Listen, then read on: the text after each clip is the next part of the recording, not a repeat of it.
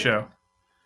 We're recording. Is that really how you start? Hey. Terrible. Hey. This is Welcome to podcast 404, Not Found episode. Yep. 5,000. How about we just don't post it on... That was great. It should be like you'd have to find it. It's like a scavenger hunt because when you go, maybe I'll post it exclusively on the 404 page on the website. Exclusive. That's the only way to find it. How much money did Sony pay to keep Bloodborne exclusive? That's what I want to know. Probably not much. Not much. Do they already have a deal with From Software to? This is the show. That's wrong. They did pay for Bloodborne. Krispy said he's making his top 10 of 2015 video next week. But they already had a relationship with that studio from Demon Souls. Yeah. Which was a first-party game as well. So they probably already, on good business terms with them. Yeah. Just like Team Ico used to be with... Oh, God. Why'd you have to bring that up, Mike? Why did you have to bring that up? Anyways. Every podcast. Well, I knew we wouldn't make it through the podcast with Mike without bringing up The Last Guardian in some way, shape, or form. Anyways, let's get started. My name is Nick Henderson. I'm Brad. That's Brad. This is Nolan. I'm Nolan. And I'm Mike. And that's Mike. He's joining us. And in a second, Chris Davis will be in here. We're going to...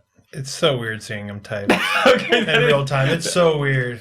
So this past weekend, we went and got a bunch of stuff to start getting set up with a new podcast room setup. One of which was buying... The new setup has begun. The new setup has begun. So first of all, big thanks to all of our supporters on Patreon and on Twitch. Your contributions have made it possible for us. But part of that was getting this nice, shiny new TV for us, so we can actually great. I wouldn't call it a nice TV so much as a TV. What? It looks pretty nice. I mean, it's bigger. How much would you say that TV costed? It's better than no TV. It is true. It is an upgrade from none. They wanted to get but should it be 4K? Brad, you're the one that fucking said, "What about 4K?" Wait, no, I was trying to get the cheapest deal 4K? possible. I can confirm at one point they were sitting there staring at one of those curved Little TVs. crash flows in, and all of a sudden it's like 4K TVs everywhere. No, I wanted the cheapest thing available because it's for looking at chat. it really is for looking at chat. So we can watch. It's also probably No, this gonna is be great. distracting. I mean, I can see everything. So they can't say. God damn it. This is what he does the entire time. That is what though. Chris Davis does. Like, the whole time what the there. fuck are we supposed to do? Chris now? Davis, you need to do everything you're doing right now on that other monitor. He just needs a fucking tablet or something. See, this is gonna be so distracting. Already, it's ruined this podcast. So chat can't see it, but we're looking at a 40-inch television with chat, and we have we'll be able to watch the gameplay footage. So no more. Gone are the days of us commenting on footage and then them seeing it like 30 seconds later. So it's off. Yeah. So that's cool. We can kind of comment on it live. That's cool. It's less us commenting on something and them seeing it 30 seconds later. It's more of them seeing something and us commenting on it 30 That's seconds what I later. meant. Yeah. That's what I meant. Hey guys, What's up? it's Bloodborne week. Let's talk about some Bloodborne. Bloodborne. Are you that eager to get me out of the room already? It's good. I like it. I like it so far. All right, Oh, that's right. let's go ahead and get Chris Davis to Wait, start the feed. no.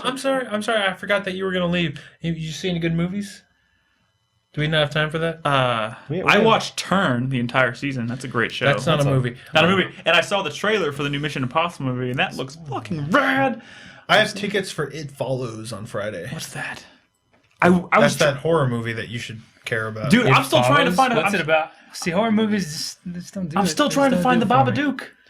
I can't find the Babadook. You can't find it. What? Have you looked in your Babadook? butt? It Follows is actually being promoted by Alamo Drafthouse like Birdman Okay. was. It is. And it's like at 96% on Rotten Tomatoes. Oh, okay. All right. And it also looks scary. Well, see, it's rare to have a good critically movie. reviewed Well, horror it's movie, a, apparently, I mean, we're having the Babadook was the one I mentioned before. Is one that Brad also recommended. movie. It's at like 98% on Rotten Tomatoes. It's right like now. it's like the greatest horror movie from the 80s that didn't come out in the 80s. It's like the Toy Story 3 of horror movies. Just like what's the monster? Is it a well, ghost we don't or know. werewolf? It's an it. We don't know. Maybe It's I'll a go. clown? Oh God, It Follows.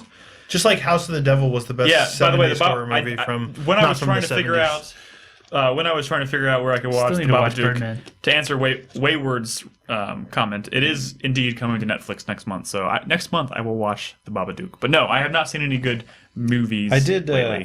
rewatch Galaxy Quest. That shit's so funny. Why would you do that? It holds the test of time. That movie's amazing. It's great. honestly, not. I remember watching it as a kid and kind of being like, but like rewatching it, it is pretty fucking good. I think Galaxy Quest is one of the most. It's the best parody / homage. Yeah, kind no, of movies. definitely, and especially I didn't realize how many people are in that movie.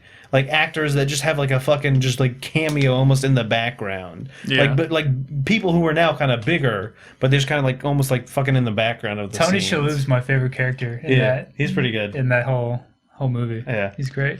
Oh my god, guys! New Daredevil show's coming in so soon. I'm so excited. Is it going to be good? I don't know. I think Netflix has a really strong track record. Oh yeah, so it's far. the Daredevil. Oh, does it? Oh, does it? Because that new Kimmy Schmidt show sucks balls. Says the guy who's Why only would you watched have- like 2 episodes. I like Two it. episodes and a lot of fucking promos and scenes here and there because You know millennials what been other watching shows it. have gotten canceled My after girlfriend's- 2 episodes? Firefly. my girlfriend's trying to get me to watch the Kimmy Schmidt I'm show. not saying really it's hard, going to so. get canceled. I I'm think- saying I saw it for 2 episodes and it sucked. We get it. You don't like the brand of comedy, but a lot of people do, Brad. A lot of people do. I think 30 Rock is fine. I did finish watching. Kimmy Schmidt got renewed for a second season. I did finish watching House of What Cards about season that 3. Yeah. I feel finished it's that. weaker than the first Without two. spoiler or anything. I mean, I guess you can. I still like I it. see where you're coming from. Weaker than the first 2. It was still a really good season with lots of ups and downs and twists and turns. And I just hated how they left it off. Yeah. Like, Well, oh my you God. gotta, Like, you hated gotta it 'cause you have to leave it wait? open for season Yeah. 4. Okay. Yeah, that's the thing. It's one of those I saw- things where it's like such bullshit where Did they you- cut it. Did you read anything about like I finished watching it and I was like, oh, that's pretty good, but then I go online and I suddenly see all this hate for it everywhere. It's kind of crazy just seeing everybody. Well, just it's hate the it. internet. You're gonna see nothing but that's where the people go who hate That's things. It's one of those things where when you love something, you don't go out and praise the world about it. You just you just talk to your friends. You're like, dude, this is the best thing in the world. But if you hate something, you fucking tell everybody. Yeah. Oh, I can't go through my life without telling somebody. exactly. Welcome to the internet. Yeah. But Kimmy Schmidt does suck. Brad has many forum posts on different sites about his hate for Kimmy Schmidt. Yeah. He has started so many forum accounts. It is a lack of understanding. Usually I feel like I'm in tune with what's actually good or funny or not. This, I'm just off. So it's just 'cause And you're old. everybody I respect who I asked to defend it, they just start talking about fucking 30 Rock. Like it's the same fucking show that, they can't defend it without bringing up 30 Rock. It's not the same kind of show at all as 30 Rock. I mean, it's got that, I don't know, kind of quirky humor. Yeah, it's quirky. It's I get almost it. cartoony in a way. I feel like people are being a little bit nice, because they like Tina Fey and they like Aaron from The Office, and that Titus dude's pretty funny. There's some really talented comedic actors on the show, but the writing's not that great.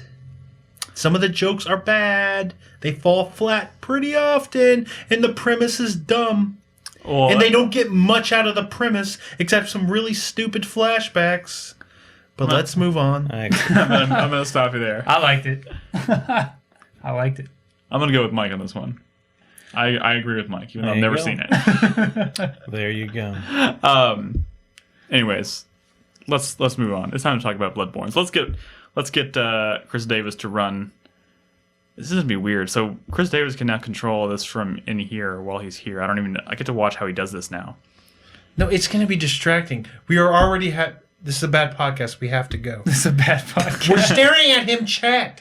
Brad, Wait, can you cover up chat? Wait, no, then you So wouldn't be able to see it. Bloodborne seems quite a bit like, seems very similar to Dark Souls. can I start out by saying Yeah. fuck Amazon?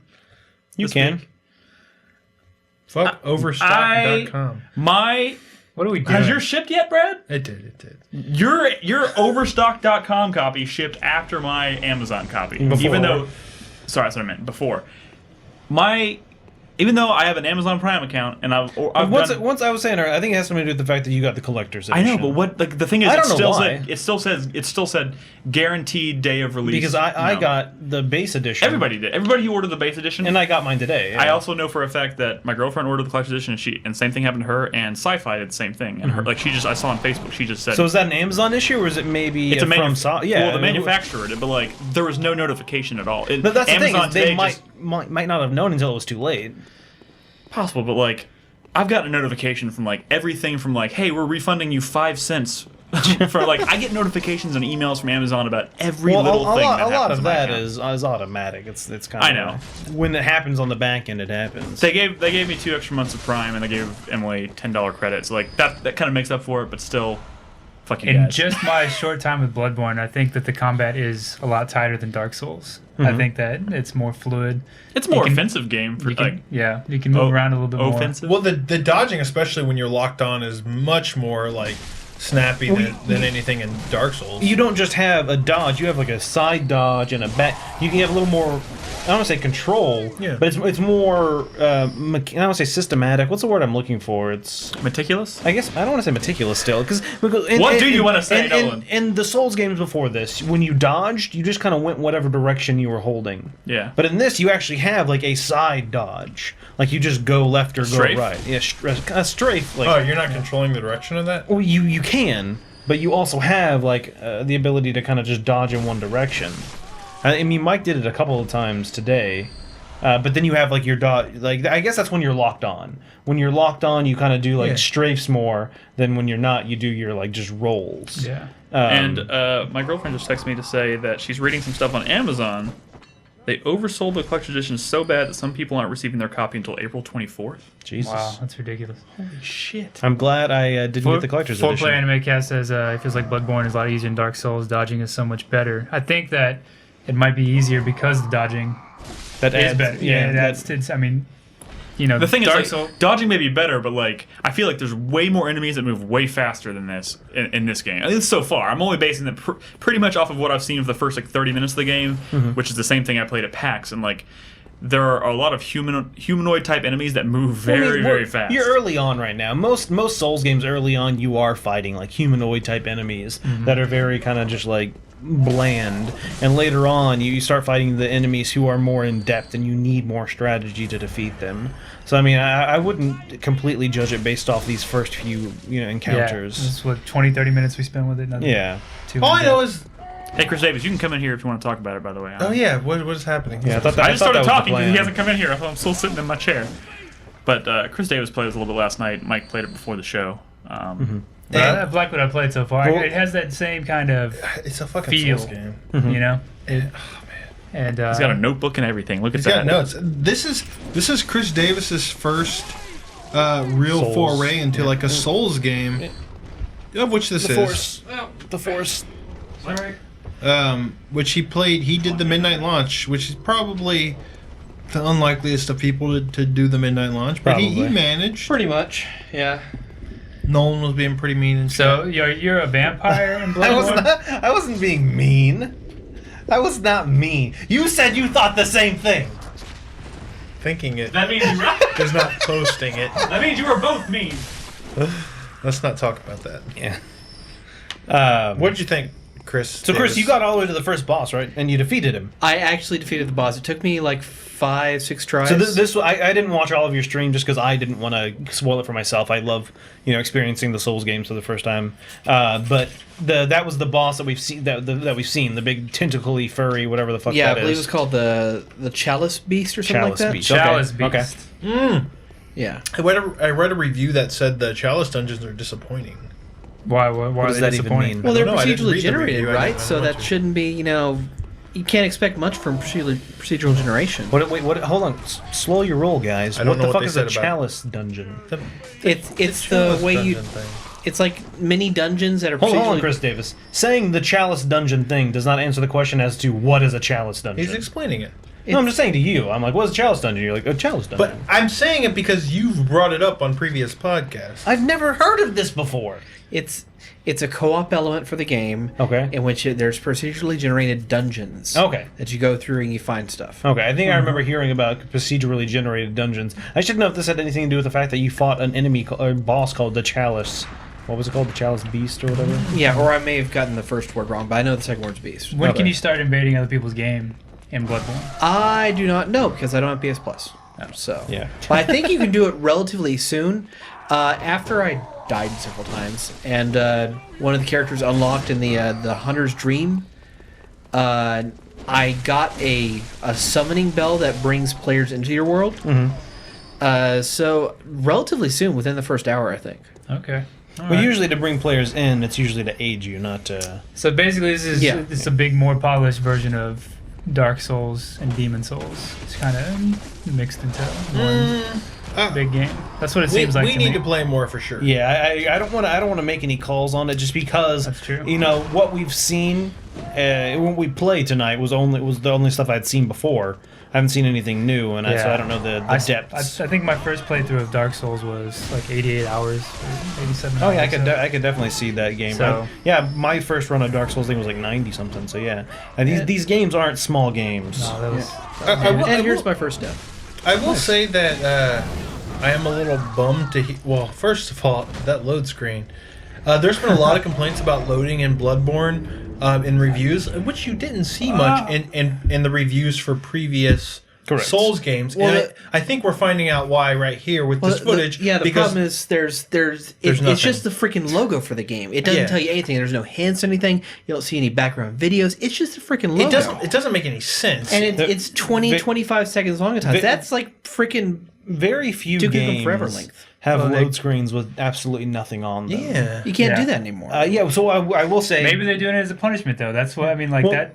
like just not to segment the GTA because we'll talk about that later. But GTA Online, it does actually have just completely black loading screens with a small wheel in the bottom. Yeah. So I mean, something's better than nothing. But yes, I agree. But the I know- Souls games had and so, stuff. so that's what I want to talk about. Like every game that's come out in the past few years, like fucking Far Cry, whatever. They always during loading just talk about items in the game, talk about the lore, Just talk have about something to read. Give you think hints about quests. Think of fucking Dragon Age Inquisition. It Yeah. gives you way too fucking much to read in load Yeah. screens. It gives you fucking books in your load screens. But you know what? It gives you something to do. Yeah. Well, when Metal Gear, I've been playing Metal Gear Ground Zeroes, and their loading screens have all this information on the backstory of the game and various parts. So, yeah, I think just having something that they could read would go a long I think, way I towards. think that's a big miss on their part. Just having the fucking logo. Especially in the Soul series, where there's actually very little kind of like in-your-face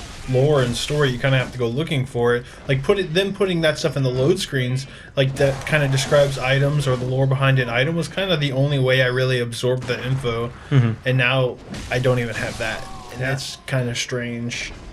Maybe it's just time for you to go get a coffee or make a sandwich or. I mean, it would be nice if they patched in something, because I'm not a AAA game developer, so I don't know to the extent of the difficulty when it comes to having a still image on a screen when you're loading the game, but I can't being that difficult to do.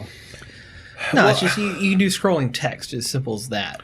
Remember in Devil May Cry where you can shoot your guns and slash your sword? That was Also, cool. like Or Bayonetta. the Bayonetta, yeah. That was Bayonetta. Or Assassin's Creed, where you could just make your character move. That's the- yeah, so, I interact mean, in the there's- world. And like I was saying on a previous podcast, the Namco patent is up. They had the patent on playing another game during loading, like a little mini game. Like fucking Snake. Yeah, like Snake and stuff. How'd you That patent do is up, so game developers can now put in actual little mini games while things are loading, That would be nice. and it would be nice. Yeah. But sadly, From Software decided not to do that. So every time you die, you have to look at the words Bloodborne for about at least 45 seconds. At Is it least that. 45? It's So here's what compounds this issue as well, is that they went back to a Demon Souls style Nexus system where, like the Firelink Shrine or Majula, which, it would be kind of maybe a jog back, were actually in the world, but in Demon Souls, the Nexus you had to load into and load out of every time you wanted to go level up or anything, or like shop or anything like that. And they kind of went back to that system in this, so that just compounds the loading issue. So that's just a lot of the word Bloodborne. You're probably going to spend like 10 hours of looking at the word Bloodborne in the course I of your don't game. see Well, that it's being- also the basis. Maybe for, not 10 hours. It's also the basis for the fast travel system as well, because you can't. So in this game, instead of bonfires, there are lanterns in the world, and those give you access to the hunter's dream, like right there. Well, the thing is, you cannot transport, unlike in Dark Souls, between lanterns in the world. You have to go back to this hub area, and then you have to find a tombstone with the corresponding area you want to go to, and you select it and load it back in. See, that doesn't even make any fucking sense. Like, what the shit? That's Well, horrible. There's a patch. Is there a patch coming that's going to fix the load screens? So there's a patch that's What supposed to that's the problem. increase or decrease loading times, yes. But, like you're saying, you still have to, So every time you can't just load to another checkpoint. No. Nick should let. Brad, you're doing... Nick, let the dogs in. Please. Brad, doing your kind of like... Nick, just fucking say it. Just get it over with. Rip the fucking Band-Aid. Moving on. The bloodthirsty beast. Maybe you should let him into your dungeon, your chalice dungeon. That was too sexual. Moving on. Yeah. So yeah, it sucks the way... I think we talked about it earlier. I know we talked about it on the show, Chris. So fast traveling can be done from any lantern. Is that correct? You fast travel to... To the Hunter's Dream. Yeah. Okay. But that's not even really fast traveling. Sorry, yeah, not fast. But from any lantern, you can go to the Hunter's Dream. And then Yes. from the Hunter's Dream, you can go to any lantern. Any unlocked lantern, yes. So yeah, so that's what I'm saying. It's similar to Dark Souls 2 in the sense that in Dark Souls 2, you could fast travel to any like bonfire. or It's like whatever. having to fast travel back to Majula every time. But yeah, but that's what I'm saying. That's the kind of shitty thing they did about unlocking fast travel from the beginning, in the sense that you can go from any lantern to any lantern, but you have to stop off at the Hunter's Dream in between. That just seems so fucking backwards to me. I mean, it's essentially putting not only another 30-second loading screen on there, but the time you have to spend in there. You have to wait like 2 minutes to go to where you want to go. The frustrating part is I feel like it's only like this because for like lore reasons, and that's what worries me, that they made a terrible design choice because to fit with the story, which I think is never worth it. What is the story of Bloodborne? I don't even know what the hell this game's about. As far as I know, there's the city of Yharnam that's overrun with beasts from an infection, and you're a hunter that goes into the world, and you're supposed to kill these beasts. If you really want to know, just go watch Vati Vidya's videos. So here's one thing I did want to bring up. So here is the area for the first boss fight. Yeah. The beast. And you unlock that lantern, and you get a shit ton of blood echoes, which is the currency and XP thing for the game. Well, the way they structure boss encounters in this game is that they no longer have the initial fog gates when you first encounter them. You just go into an area, see a cinema, boss spawns in, you're instantly fighting it. So you cannot prepare for boss encounters unless you know exactly where they are beforehand. So you said there's no fog gate. Does that mean you can leave a boss fight? I don't think you can. I mean, I didn't ever actually attempt that. No, but that's my first curiosity, is because in the Souls games, the thing that kept you in a boss fight was the fog gate. Yeah. And as soon as you defeat the boss, the fog gate goes I bet away. it appears. Now, once you die and you come back, there's the fog gate. We know there's fog gates. Okay. But at any initial boss encounter, there's not there. Okay, well then yes. So it that ambushes you. That would tell me that yes, it does appear once you encounter the battle. Okay, that's what I was curious about. Yeah. Interesting design choice. But yeah, I honestly kind of like that you don't know when it's less obvious when a boss is coming. But in the Souls games, there are fog gates that didn't have anything to do with bosses. You know, there just be a gate that kind of separates an area. And every time I encounter one, I'm like, is this a boss? Like, what's going to happen when I step through this door? Yeah. You're never really It's sure. kind of exciting, though. Yeah, it is. But now it's kind of any fucking like archway could be an entrance to Which a is boss exciting fight. too. Yeah. And I do like that aspect, that change. Yeah. And I think we brought it up last week, but I'll bring it up again. I really like that there's no message or notification when invasions occur. Yeah. Yeah, I don't know if evidently you knew that, Mike. they're just didn't know that. objects, Yeah, so- enemies in the environment. Yeah, so when someone invades your game, it doesn't tell you. Oh, nice. So I don't know if it's going to be similar to Dark Souls 2, in which I never got invaded once. I always played online, but I never got invaded. What about in the bell towers? Really? Oh, I got in invaded all the the time. bell tower, yes, but that's because when you're in the bell tower, that's the purpose of that area, to be invaded. I'm saying when I was wandering around the world, I never got invaded.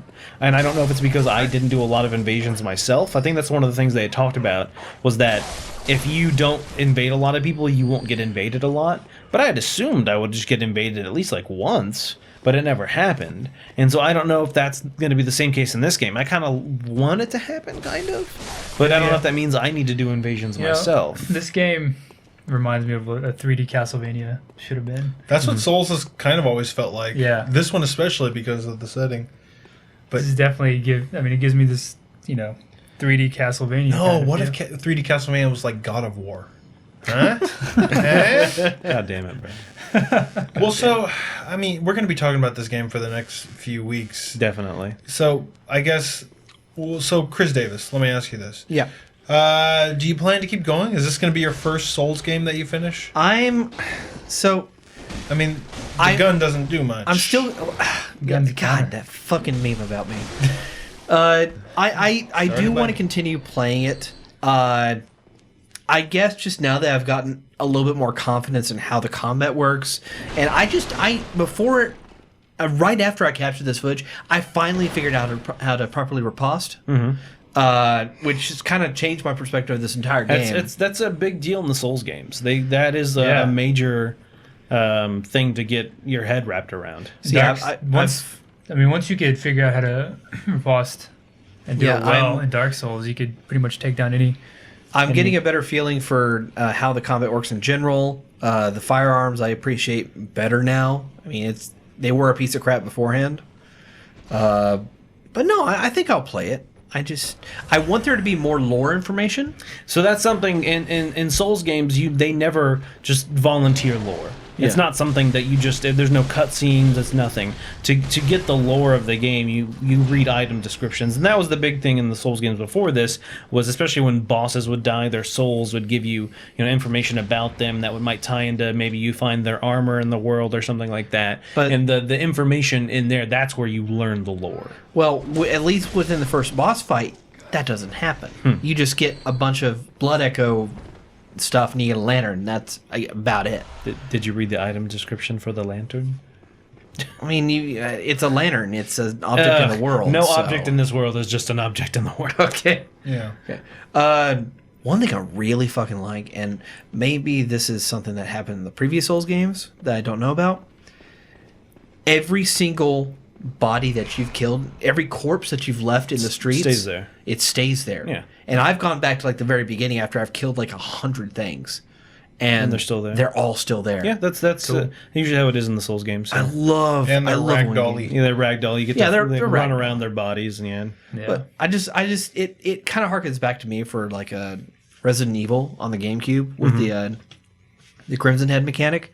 Because I feel like that's going to eventually possibly be a gameplay mechanic later on. It never has been, but it could be. That would be fucking awesome. Yeah. Damn it, guys! I want a PS4 so I can play this game. I mean, this is a good exclusive for me. I'm liking it so far. Yeah. Cool. Well, that's good to hear. Have you been playing anything else, Chris Davis? Nice prompt there, Brad. I actually get to test out our You setup better, in here. You better do that. Yeah. You played a game that no one's ever heard of and no one's ever played. I've heard of it. No, I'm just kidding. Yeah. It's called Cat in the Hat. Not exactly. It's a Kickstarter game. It's called A Hat in Time.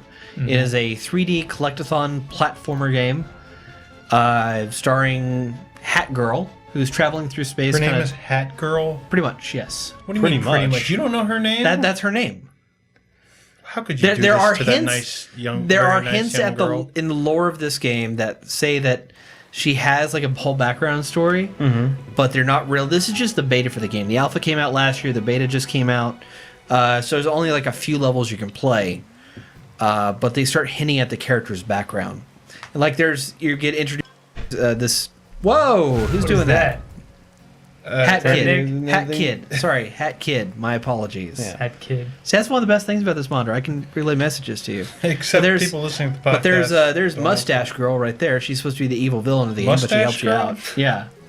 Why is she evil? Because she has a mustache? That's evidently she's a troublemaker and does terrible things in the world. That is sexist. But she helps you out. Can you change the story of the game by giving her some bleach for her mustache, and then she'll be happy? Is that how it ends? I'm afraid I don't get that reference. What do you mean a reference? It seems like the villain is evil because she's upset that she has a mustache and that people call her Mustache Girl. No, she's one of those giving her classic twirling the mustache villains. Path of crime. Either way, it's a 3D collectathon platformer. Is there combat? There is combat. You attack enemies with your umbrella.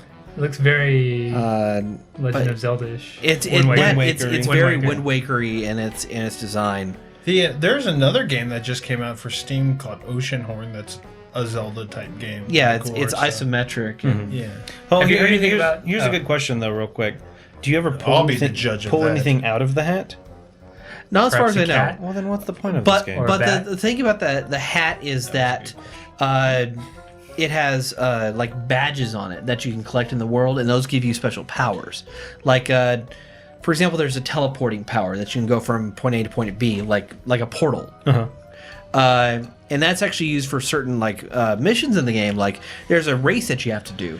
And there's no way to complete the race legitimately. You have to cheat. Okay. I'm not trying to be rude here, but at this point in the game, how long have you played?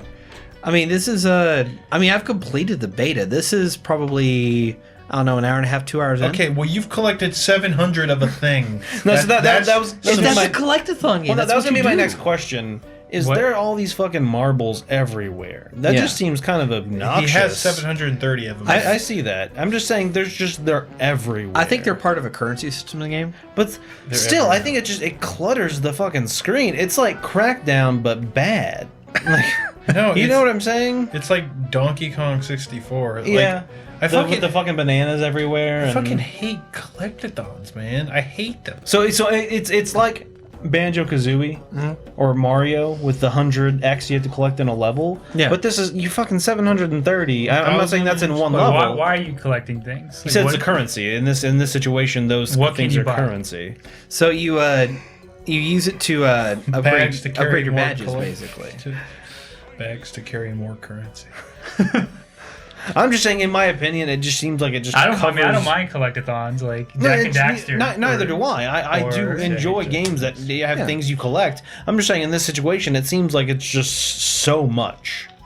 Yeah, this footage right here. So I You didn't kind like of Jack forgotten. and Daxter?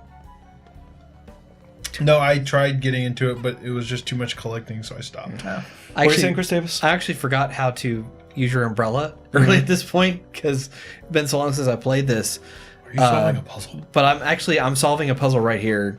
But there's a boss fight that happens right after this. If Nick wants to speed up like a minute or two, I don't know if Nick knows. I how don't to think do Nick that. knows how to do that. So Actually, we're I gonna can do watch that. I can do that. What am I Yeah, doing? you can do it from in here. You can do that from in here. You have a mouse. Why is Nick even out there? What? What's the point of Nick? So here's part of the combat system of the game, and as soon as I beat this guy, we go into a puzzle. A boss fight. What am I thinking? You fucking. Oh, that wasn't the boss? No. I was gonna Here's say the a boss boss right fucking here. drops 2 fucking And then- monies. And the boss fight is actually pretty good. So, And, how many boss fights have you done? There's only one in the game. So this one in the beta. there's so only far. been one so far. Yeah. Okay. I didn't know if they're all similar types of fights, or maybe they'll all be different, or. At least with the mafia guys, it's similar. You keep whacking them with your umbrella until they go hot-headed, and then you jump in the air and you do a dive attack that cools them down. You hit them again, and they knocks them out. But here's this boss fight here. It's on a 2D plane. I think it's a puppeteer. Yeah, it kind of is. So you, but they do some really they did a really cool thing with this boss fight, and then there's a Exactly variety of puppeteer. different levels in the game, like just beyond the mafia world here. There's a haunted house world, which you go in there, and there's this like freaky ghost mother thing that's roaming the level. And it will insta-kill you if it grabs you, and the screen freaks out whenever it's in the room with you. So you're constantly having to hide from it and try to get keys to open doors and get around it. It's kind of like Amnesia in that way. This just roving monster that you have to evade and Almost looks escape better from. as a 2D fighter. There's not enough good haunted house games. Luigi's Mansion. But I mean that. So I'm talking about. Hold on. Before we start talking about haunted house games, a Hat in Time. So you don't know what the objective of this game is to kind of just explore and collect things. Basically, the plotline goes: Hat Kid here, she's traveling home in her spaceship, and the mafia bust up her ship and take all her timepieces, which power her ship. Okay. And they're like the stars in Mario. You have to go out and collect them. And they power the ship. They open up new rooms in the ship that get you access to other areas of the planet you're over. Pickling. Okay. And then you collect badges to be stronger, to have more abilities. Badges give you more abilities. You can upgrade them, and they help out with certain quests. Okay. Like they're required for certain quests, like that race I was just mentioning. Yeah, you have to have a badge to do it. Yeah. Yeah. But no, it's pretty fun. I really hope it comes out this year. Some of the music is done by Grant Kirkhope. I hope you get better at it. No, I'm just Well, it's been a long time since I played this, so Oh, well then why are we talking? because it's a game that y'all are never gonna play, and I thought that needed. Well, if to it, be I mentioned. don't. Early access. Listen, man, I played a couple games this year that I really, really liked. One was called Darkest Dungeon, and the other one's called Subnautica. And I'm we've not talked playing- about both of those. I know, but I'm saying I'm not Several times. I'm not playing those anymore because they are early access. Very early access. They're not even. These are. Fuck it. That's all I'm trying to say. I mean, It this does look pretty nice though. Yeah, Is I that mean- Legion? this is the Mafia ball. They probably should have got one more dude, and it wouldn't have had a. Yeah. All right. Well, thanks for joining us, Mr. Davis. Yeah. We have other games to talk about. Nick can come back in here. Maybe. Oh, well, I guess Nick, Nick is you not have to coming talk back. about System Shock 2. Maybe we'll bring you back for the Konami discussion, Mr. Davis. Okay. Since Nick's you been playing System Shock 2. Yep. He started cool. it on Friday. Nice. Well, before System Shock 2, we talk about System Shock 2. How about we talk? Good gig you got out there, Chris. It's alright. That was relaxing. I get lonely. Yeah. But you get that. What do you mean you get lonely? You get like hundreds of people just sitting there waiting to talk to you. Well, how about before? Not as good as physical contact. Like the Hyperdevotion box. Oh, there's a joke in there somewhere, but I'm not gonna say it. Hey, Nick, welcome back. Hey, by the way, that Welcome game, back, Nick. That game does look pretty legit. Yeah, it does. I Nice. actually watched him play for like an hour and a half. It is kind of a collectathon, but there's also some pretty cool puzzle aspects and like some cool boss scenarios and things like that. It does look like a little bit of a hodgepodge of a bunch of different things, though. But Seems like they try to throw a lot of good elements from good games into one. the outdoorsy area that you go to, like I guess it's the hub world, or whatever, looks like Super Mario Sunshine. Cool. Which is really cool. You know what also looks like Super Mario Sunshine? What? Splatoon, I guess, kind of. Wait, what? We're not talking about Splatoon though. What are you doing here? I saw a NeoGAF thread where everyone was freaking out because Nintendo invited some Playboy Playmates to come try the game. And there was a video. What? What are Playboy Playmates not allowed to play video Were they games? good at the game? Definitely not. Sure. Is there some kind of like sexual joke to be made? That sexual innuendo joke about? Uh, I was just wondering if they were any good at video games. let's just say I shot my ink That was in poor taste. when Splat. Why are we even talking about Splatoon? What are you doing? No, what I've actually been playing is a game that I wanted to talk about last week, but I had not played enough of it. But I have definitely played some more Codename Steam. Oh wow, What? he's on top of that. That popped up before I said it. Well, that's because you were giving a lot of cues as to what you were playing, and I think he could deduce what you were about to talk about. I played probably about 7.5 hours of Codename Steam because I've been very busy and I've not really had a lot of handheld time to play Codename Steam. But I did broadcast it a little bit on Saturday, and you know what? Codename Steam is pretty good. Hopefully, when Krispy comes back next week, he will have. Don't open. You can't open that. You can't open that. That's okay. That's ape tit. Material. That's ape tit material. Oh my God, Mr. Davis! Please put it in there. Oh no. All he has to do is add it. Just add it. No one cares. All right. So Codename Steam right there. No, not Hyperdevotion. What are you doing? Codename Steam. This is also like terrible that we can actually watch what he's doing. Yeah. It's very distracting. All right, there it is. Codename Steam. No, so this game's pretty cool. I was a little worried about it because the reviews were kind of divisive, I should say. Some people really liked it. A couple people really didn't like it. But What's it about? What do you do? well, I mean, it's Codename Steam. You're Abraham Lincoln. You have an elite fighting force of dudes that are. Look at this fucking guy. You have an elite fighting force of dudes that are all from the public domain, like Wizard of Oz and Fleming from Red Badge of Courage, and and John Henry, Abe Lincoln. John the Henry. legend. It's just it's a weird, very strange game. Abraham that Lincoln. Abe Lincoln right there? That's Tom Sawyer Yeah, because Tom Sawyer. Tom Sawyer's in this game, and he has a boxing glove gun because Tom who fucking Punch. cares? You're fighting aliens. It's like XCOM. Here's why this game is good, because the level design is actually really, really great. It's big, it's open, it's 3D. There's a complexity to like. Is it like Tactics? Well, it is that type. It is It's a turn-based strategy game. I mean, it's less of an RPG, more of like I think more Advanced Wars, but on a micro level. It's Advanced Wars meets Valkyria Chronicles meets XCOM. It's very Okay. Valkyria Chronicles meets XCOM. Yes, absolutely. But made by the people who made Advanced Wars. But so while Valkyria Chronicles, when it went to PSP and I played 2 and 3, the level design got really, really shit because of the limitations of the hardware. I was worried about that going into Codename Steam, but the level design in this game is actually really good. The levels are big and there's a lot of like verticality and stuff.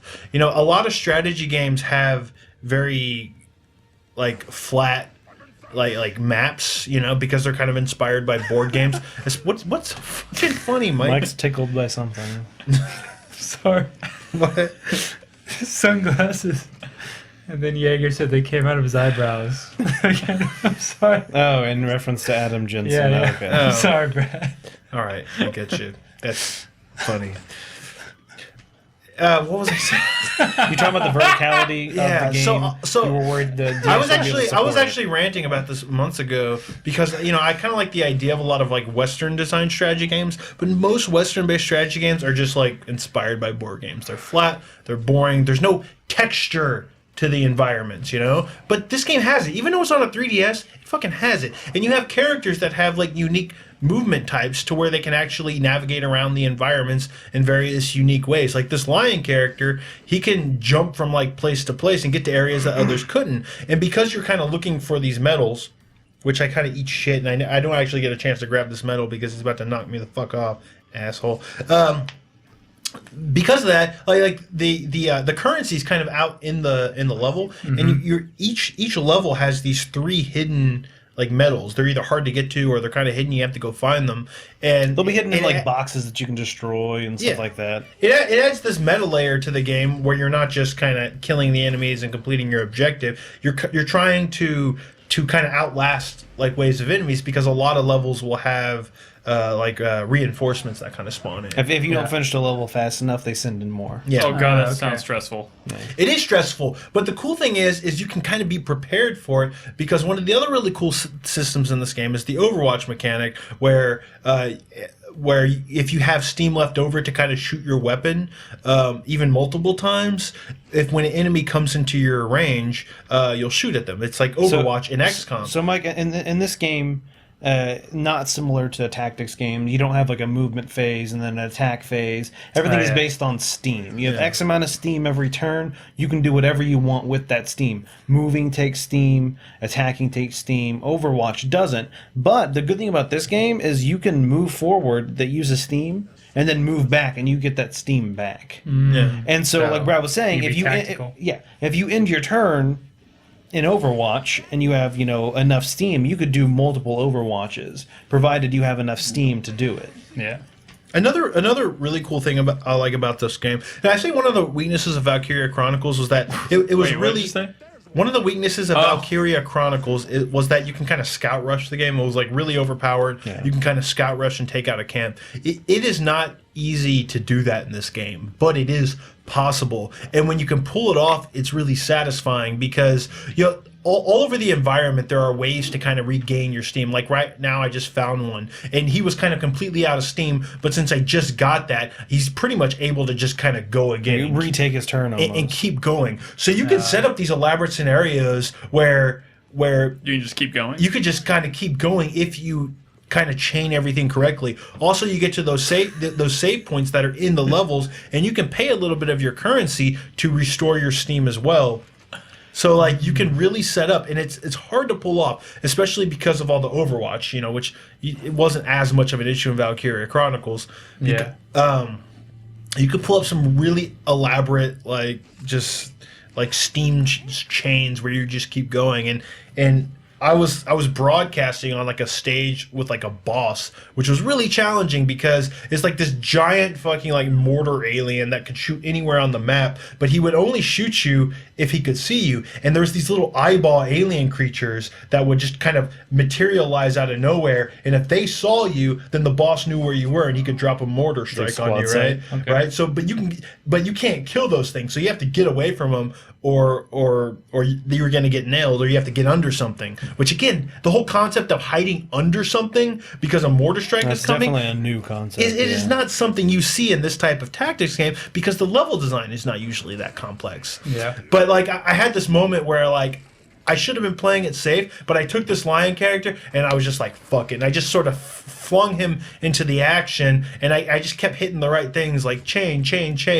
and I was able to actually kind of just wipe out a large portion of the map in a single turn. Super satisfying, especially because this game is actually really challenging.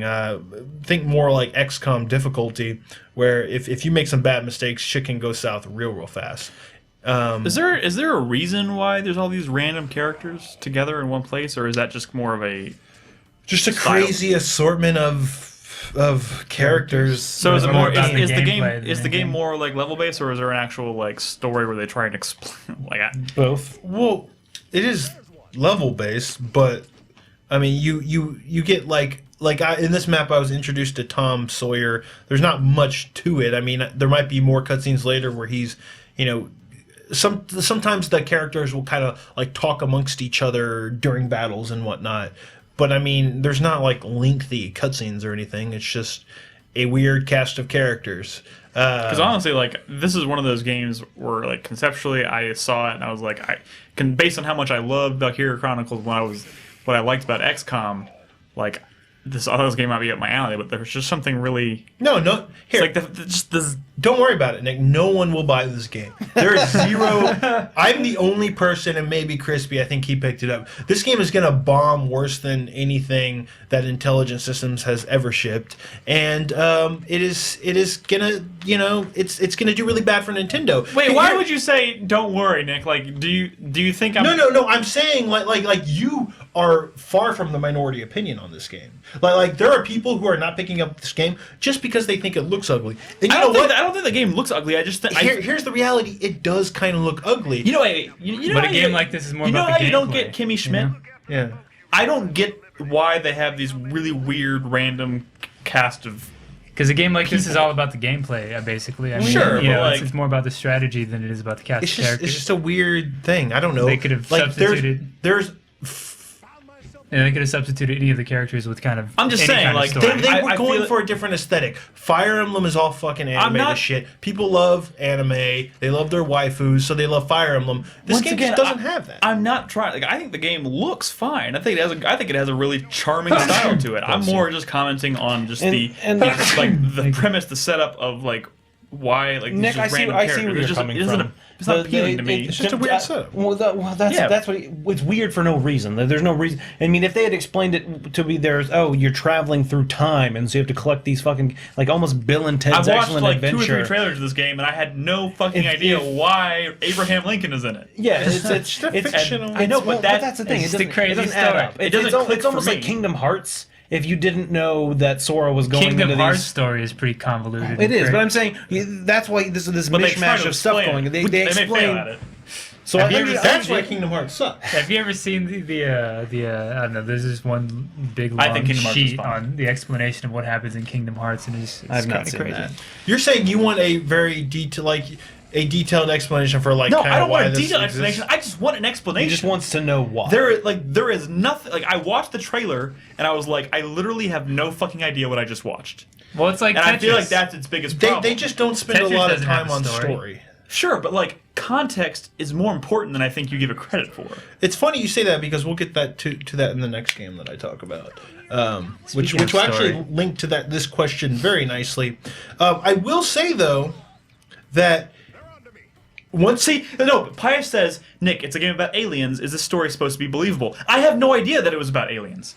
I didn't get that from the trailer. Okay, Abraham Lincoln faked his own death so he can set up an elite fighting force to take out the alien menace. So I would actually- have bought that. If that actually if- makes more sense If now. that had been presented to me in a trailer, I would have been like, that's a really cool idea. I had no fucking idea that was. But like, that's it. Sure, that's all they explain. That might be all that's necessary.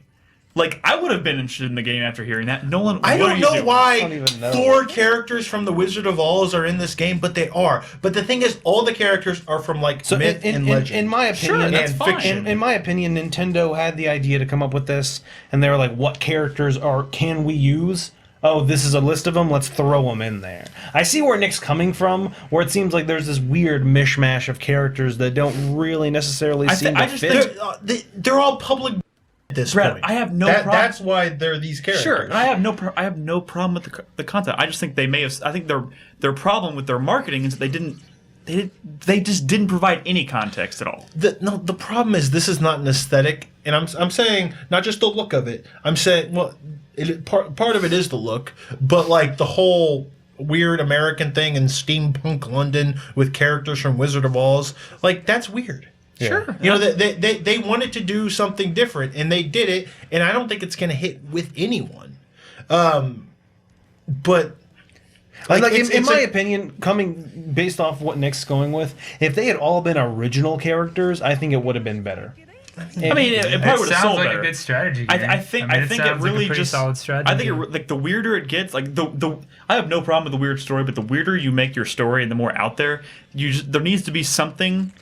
There needs to be some kind of Something explanation, that holds it some kind of together. context to give so people at least understand what they were like. When I watched the trailers, I literally walked away having no idea what this game was about.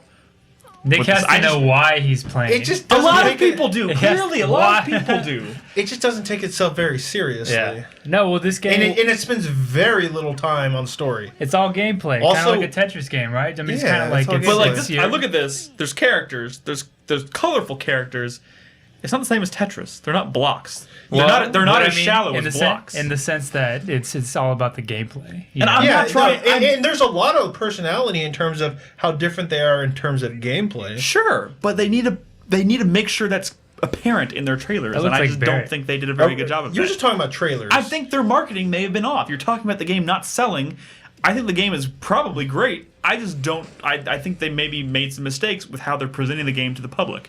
Because I think the way they presented it to the public, you're right. No one's going to buy the game. Sure, but it's hard to. Man, I want to talk so much about this other game, which we will transition to in a second. But like say what you will about how not really getting it. Like the aesthetic It's great. is no. It's consistent. Like it's cohesive. Like it's strange, but it works. And nothing feels out of place once you're playing this game. Sure, I believe that. I don't know why the main character from all the H.P. Lovecraft novels is in this game, but he is. He is. I don't know why, but he is, and it works. It's strange. I don't know why John Henry and Henry Fleming go way back. They don't explain that, but they do. The point is, I'm sorry. Maybe I should have set up a little bit better. I should have led with premise, but this game is all gameplay to me, and that's what is exciting to What me I'm about saying it. is that you did a fine job explaining it, Brad. I think the company that made it didn't. Well, I mean, you probably didn't watch many of the trailers.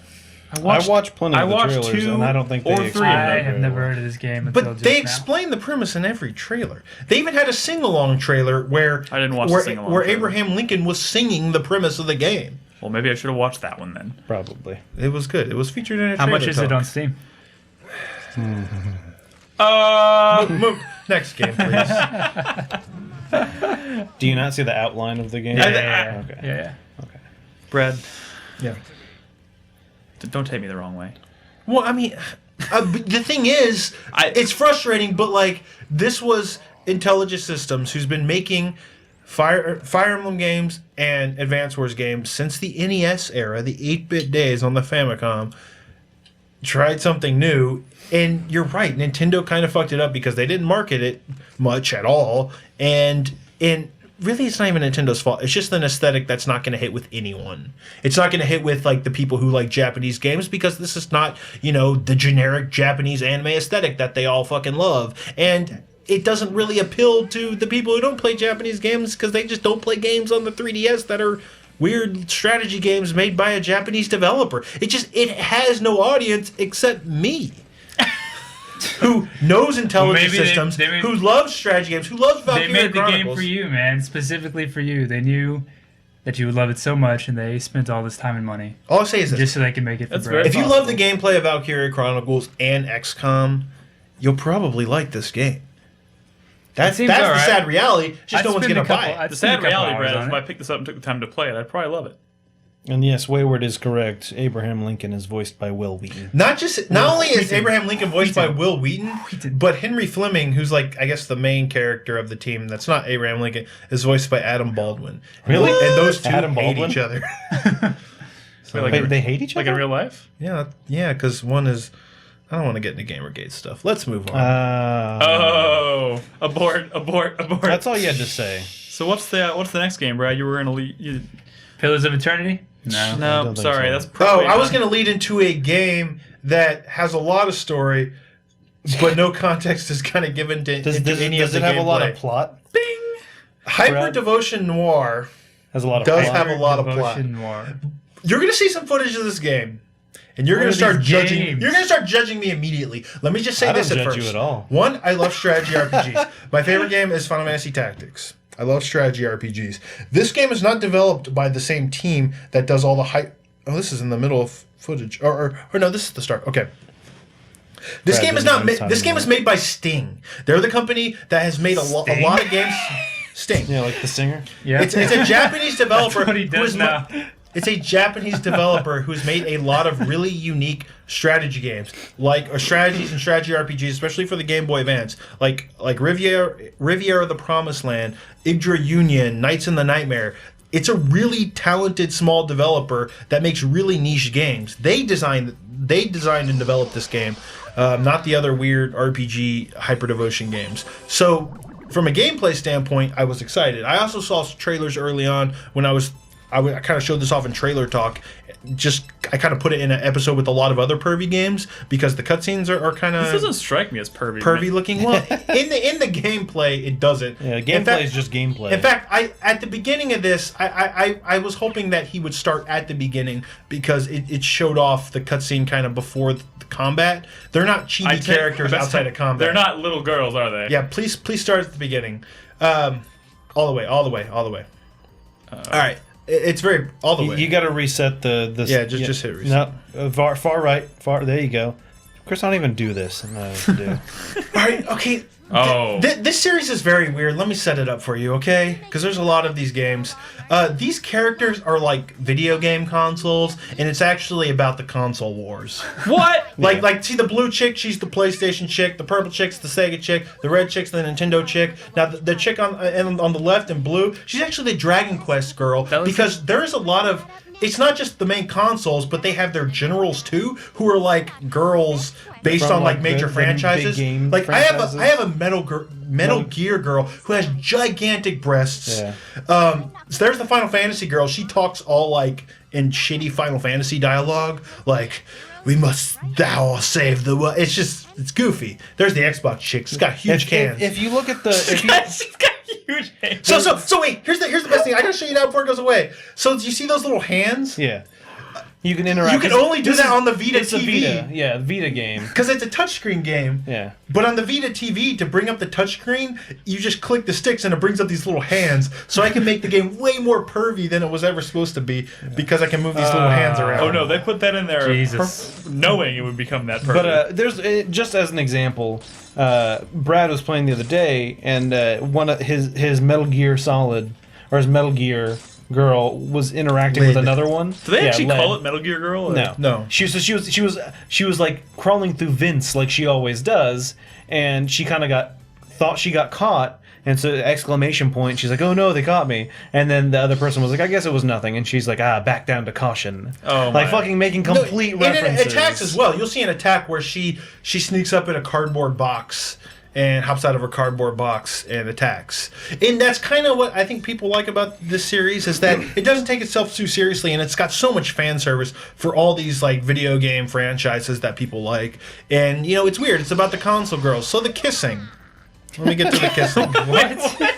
This is So getting worse and worse. anytime you use a skill, Or better. standing next to another girl, they give you a peck on the cheek. And what that does is it reduces the amount of MP that skill uses, which is useful, but it also fills up like a heart meter. And the heart meter is kind of like this meter that anybody in battle can use, and that powers up their transformations, it powers up really powerful skills. And so it's actually, if the girls aren't kissing each other in battle, you're doing something wrong. Yeah. So This is A good game. So it is good because the level design is actually really good. Every time I do a story mission, they have some like new scenario, and unlike like I was saying with Codename S.T.E.A.M, unlike a lot of other strategy games that are real flat, like there's actually a lot of really cool like map geometry in these games. Like in this level, it's not even about killing these enemies. It's about getting those collecting those herbs, which I don't get to the end of the battle, obviously, but it's all about kind of like manipulating those platforms so I can kind of get up puzzle style up to the right position to actually get to those herbs. It's actually pretty clever, and all the missions I've done have been very different from one another, and the level design has been super unique. But here I'm about to do the box attack. Box surprise is what it's called. Very Metal Gear. Oh my! Looks like VR missions too. Yeah. So That's funny. yeah, and she has a dead or a solid eye and whatnot. But so That's blatant. so that's what's really cool about it, right? I have the Street Fighter girl over there too. It looks like Chun-Li. She got thunder thighs. So like the gameplay in this game is actually good. In the game I'm playing on hard is Oh, there's surprisingly the kisses. I'm playing on hard, and the game is actually surprisingly challenging. I've kind of fucked up in a lot of ways. This map layout is probably like a little more boring than a lot of the stuff I found, than a lot of stuff I've experienced so far. But I was actually kind of shocked by how cool some of the level setups are. What's annoying about this game, and I've never played a Hyperdimension game Wait, is this ever before. related to Hyperdimension Neptunia? It's the same series, but it's like a spin-off. This is Hyperdevotion Noire. Hyperdimension- Noire is the PlayStation character. Neptunia is the Sega character. Is Neptunia the game that came with the boob mousepad? Or is it something else? No, that's something else. That's Ogris. That was Yes. Ogris War. There is a character that represents the Ogris War series in this game. There's so many girls. Is she just boobs? She's just two boobs. Just boobs. No, she's more moe, like an underaged girl. Oh, okay. Oh. So let me address something that is a little frustrating, and it relates back to that question you asked me about Codename S.T.E.A.M. It doesn't make any fucking sense what I'm fighting in these games. I'm fighting flowers right now. There's no context for that. They don't set up why I'm fighting flowers, why it even makes sense to be fighting flowers, but I am. In one level, I was fighting ghosts that were like Pac-Man ghosts. Mm-hmm. They were just there. All right, and there was first of all- frogs with little boxes on their head that looked like kind of Metal Gear boxes. It didn't make any sense. They didn't set it up. They were just there. Can I point out the obvious thing here? And that's really frustrating. The reason that this game doesn't need to do that is because it has other Charms? charms that are going to sell it. But I'm saying is what I'm saying is that you were right before. I think you do need some level of context. Otherwise, you're really removed from like your motivation for even like there was a level where I was supposed to fight this girl. I was supposed to like beat up this girl because she was like I don't know representing some series, but she was talking shit or something, right? And she was kind of like a boss character. It's like defeat this character, but for no reason. The map was also populated with walking carrots, walking eggplants, and I think little turnips. That's all vegetables. No, what? Yeah. I know this level's all flowers and this level's all vegetables. Makes sense to me. But there was also a level where there was like weird little like Asian dudes with like planes around their bodies, next to like weird like it's like a completely random assortment of enemies, and I don't even understand why. I think we might be in some Phoenix like says all the enemies are from previous Neptunia games. okay, but that doesn't make sense. did they that make- doesn't add context to why it's happening. Was there context in the original game where they appeared? I mean, I hope I so. have no idea. I hope so, I but wouldn't like it's really fucking strange the shit that I'm fighting. A lot of them kind of look like references to other games, like I said, the Pac-Man ghosts and stuff. But like it's weird. It's weird. But other than that, I'm kind of Hey, just say. Oh, sorry. Finish your thought. Other than that, I'm kind of really enjoying this game. I'm finding it surprisingly addictive. It's challenging enough. The level design variety is pretty quality. The cutscenes get a little tedious because they're not. Are they all fully voiced? Yeah. Well, except the main character, which is you, because it's like they're all these girls, and then you, who's like their secretary. Thought you were going to say something else. Who's secretary? Their secretary. Thanks, Faust. Well, there are some of the girls are saying that me and Noir might have a thing, but we're both kind of dodging that. So I'll say that there's a lot of story in this game, and it's not. Well, that's the thing. Story. So that's the thing. It's not like interesting enough. Like it's not like a really good story. It's kind of silly and stupid, but it's also not pervy enough to make that okay. So it's just So bordering. you're saying it needs to be more pervy? It either needs to be more pervy or just better. It's bordering on bad on each aspect. Yeah. Like it's You're just basically playing as It hasn't David committed instead. either way. It hasn't committed to being good or being pervy. Yeah, Yeah. it needs to be more pervy or better or funnier. Yeah.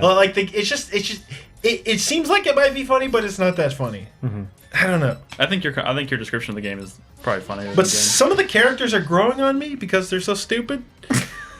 Or are you growing because of them? because I'm She meeting looks these like a girls white that have mage. Is the that the Final Fantasy one? She looks like a That's the white mage. Nintendo chick who's for no fucking reason is a huge bitch. She is cold. She is just rude to the other girls. I don't understand it at all. I think this was originally came out of like the main character is from Sega. So I think this was originally the series maybe started being published by Sega, but for some reason Nintendo's just Noir really is Sega? No, Neptunia. Oh, Neptunia. Sega. Yeah. This is just the spin-off that focuses on the PlayStation And girl. who's the Nintendo one? That the one with the hammer, with The one that looks like the beret. the beret looks kind of like a Pokeball on the front. She's a huge bitch. I don't even get it. And you could transform and stuff because why wouldn't you transform in a square game? But it's cool. I'm gonna play more for the Vita TV. It's strange. It's the first game that helped me justify my purchase. Well, that's cool. But it's cool. I'm about Well, to. Speaking of huge bitches, And the Metal Gear chick. Or Metal Gear. Yeah. Oh my god! You Cause should you- see her outside of combat. I mean, everyone looks chibi. She is smoking. She is. For a 13-year-old, she is smoking. No. She is definitely not 13. she's At least definitely at least 16. 16. That's what. People think I just have a boob fetish. Well, who doesn't? Yeah. Yeah. I like to go with the large boobs because they're probably of a decent age. Because when they're I guess that's a little bit safer of an assumption. yeah, it's safer. It's Yeah. safe. They're all kissing each other in battle though, so who So it's knows? okay. That gives you No, permission. don't even. Oh, God.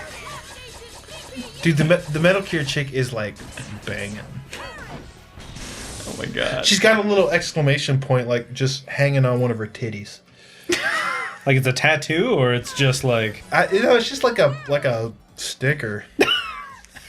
like sticker. It would have been better if Holy it was Christ. like a pasty and the exclamation point, the point of it was on the Oh, nipple. when and it Xbox went Girl up. transforms, she almost has. Oh my God, pasties. guys! This That first would've been segment is better. going on. I like Xbox Girl a lot. We That's might a have- missed opportunity. We might have to in take my a break opinion. and come back. Probably. because we're already over an hour. An and I still hour, have two yeah. more games to talk about. Jesus. Christ. So we're gonna take a quick break. We're gonna come back. We'll talk. We have two more pretty big games. We had a pretty fun, awesome community multiplayer night on Saturday featuring GTA 5. Yep. Which looked like a hell of a lot of fun. I'm kind of bummed I wasn't a part of it. And I played System Shock 2, so I'll talk about that a little bit. And of course, we have all that crazy Konami, Kojima stuff to talk about in the second segment. So True that. if I were you, I wouldn't go anywhere. So we'll be right back.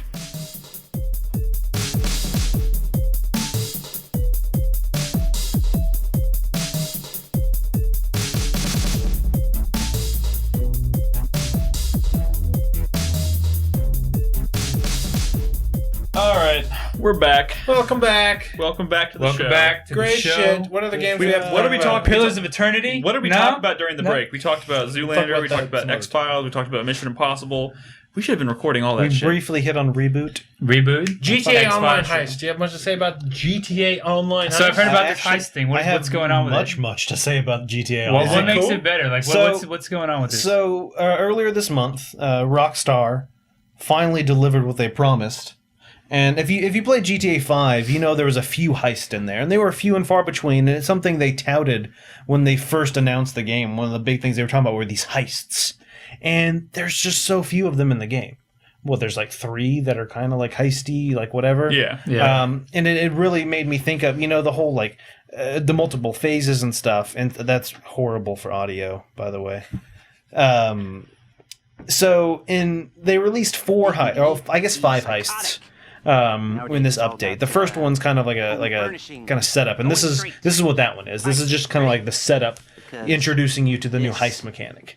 And So you're not playing online in this sequence. no, are I you? am. Smelly Jelly is playing with me right here. Smelly Oh, jelly. smelly jelly. The way heists work is everything besides this one is it's a crew of 4 people. So this one's different. It's just you and one other person, kind of getting used to the online heist mechanic.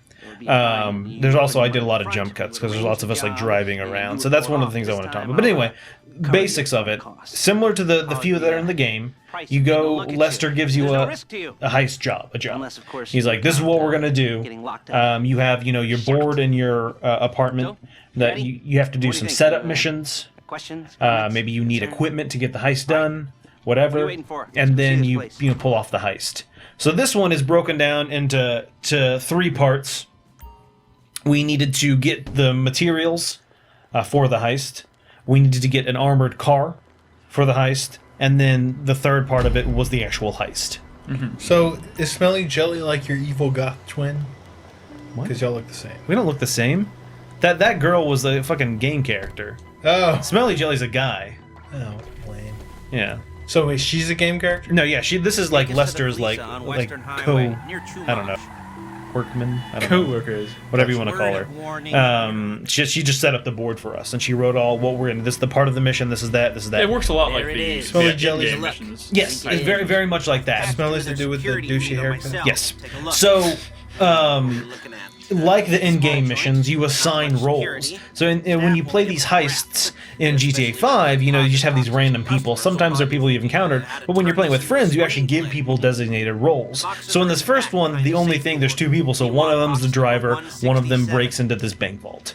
And that's all, that's the 2 roles. But then later on, like the second mission, just fucking jumps up in what you have to do. There's like 4 setup missions before the actual heist that you do a lot of different things. And so you're doing a lot of, at this point we're going to go and we need to steal this truck, or we need to take out these guys or whatever. And it just gets so complex. Like the first time we played it and we did it online, it was the second heist mission. It took us 2.5 hours to do this heist. These missions are apparently fucking. Yeah, lengthy. these aren't like when I first heard there was heist, I was kind of like, yeah, whatever. They're gonna be like they were in the game, like an hour long, if even. And now, granted, if you do them perfectly, I'm sure you can. But who's gonna fucking on their first try do it perfectly?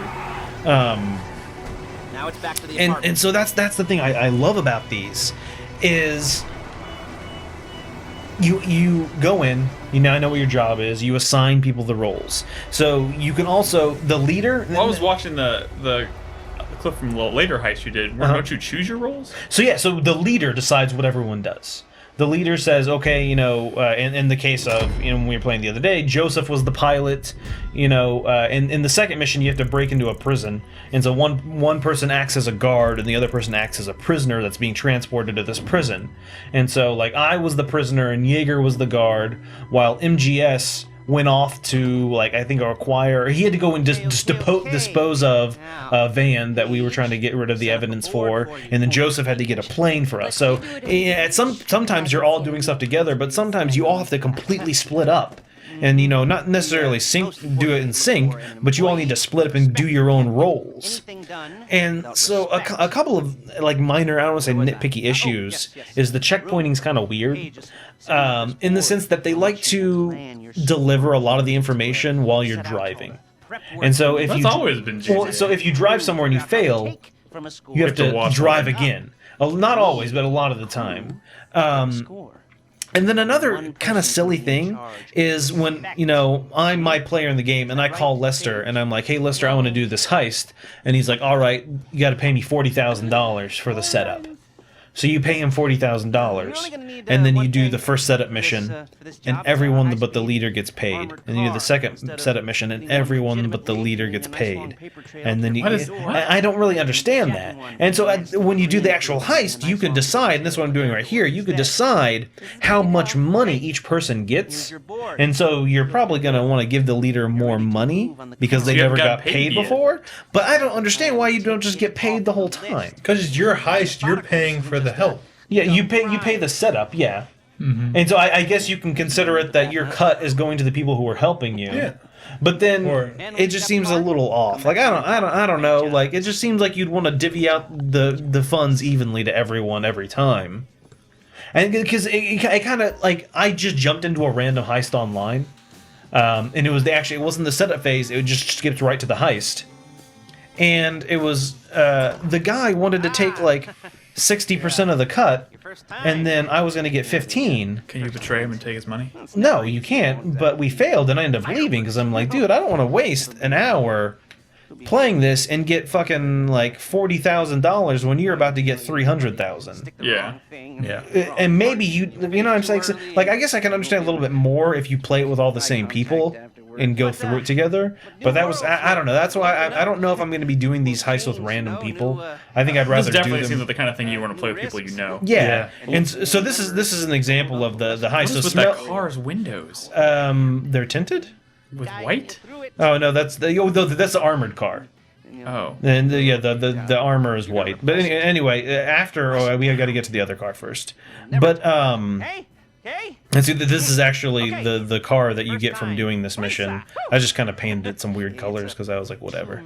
So, this game was fantastic to watch with the dual screen definitely. It was and so that's one of the things that I wanted to talk about is because you're playing with other people, you aren't always doing something. And I fucking love, like, I'm not driving right now, so I throw on this like cinematic camera, and it gives you all these it makes you feel like you're in a fucking action movie, and you're seeing all this stuff going on because you don't necessarily have to control it right now. For once, the cinematic camera can be used. Exactly, and cool. Especially when it comes to like 4 people driving in a van to go somewhere, only the driver's doing something. But in this case right here, that's not the case. So what we're doing is Smelly and I are driving to this bank to steal one. We only want one safety deposit box. That's all we want from the bank.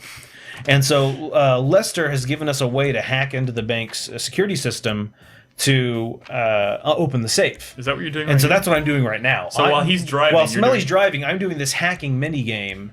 That's cool. Yeah, and so I like that. I don't know what else there is. I've only played the first 2 heists. I think. How many are there? How many they released? I think 5 if you include the setup. We should do more of those in the feed. Hacking is easy. It's only easy because I've done this once before. I failed a couple of times the first time I did it, just because it's like Snake, but it's like Snake, but it goes a little faster than you think, and so you kind of have to preemptively. I don't know, whatever. It's not that hard, but looks real hard, Nolan. But so one of the things you gotta get lost. One of the things is at the beginning of a heist, you can determine if you want to do it on normal or on hard difficulty or on easy, and what setting you set it to depends on the amount of RP and money you get. You can increase the money you get by switching it to hard. But when you switch it to hard, you fucking switch it to hard. Like, enemies do a shit ton of damage. And it's actually really difficult if you're in, like, shootouts and stuff. You can die easily. We failed, like, a couple of times just because people were dying just because you take so much damage. But it's kind of one of those pros cons. You get more money versus, having to... You take more damage and enemies take more. Or you take less damage and enemies take more. That's exactly how real hacking's done. Exactly. Exactly. Oh god, it's getting complicated. No, this is the final. This is just showing me the end of it. So like these missions seem like what I was happy to see is that these heists seem like they were way more complex than the ones that were in the actual game. That's what I was saying. So in the second one, this one, there's 2 setup missions. Essentially, drive from here to here. and then drive from here to here and steal a car, and then do the heist.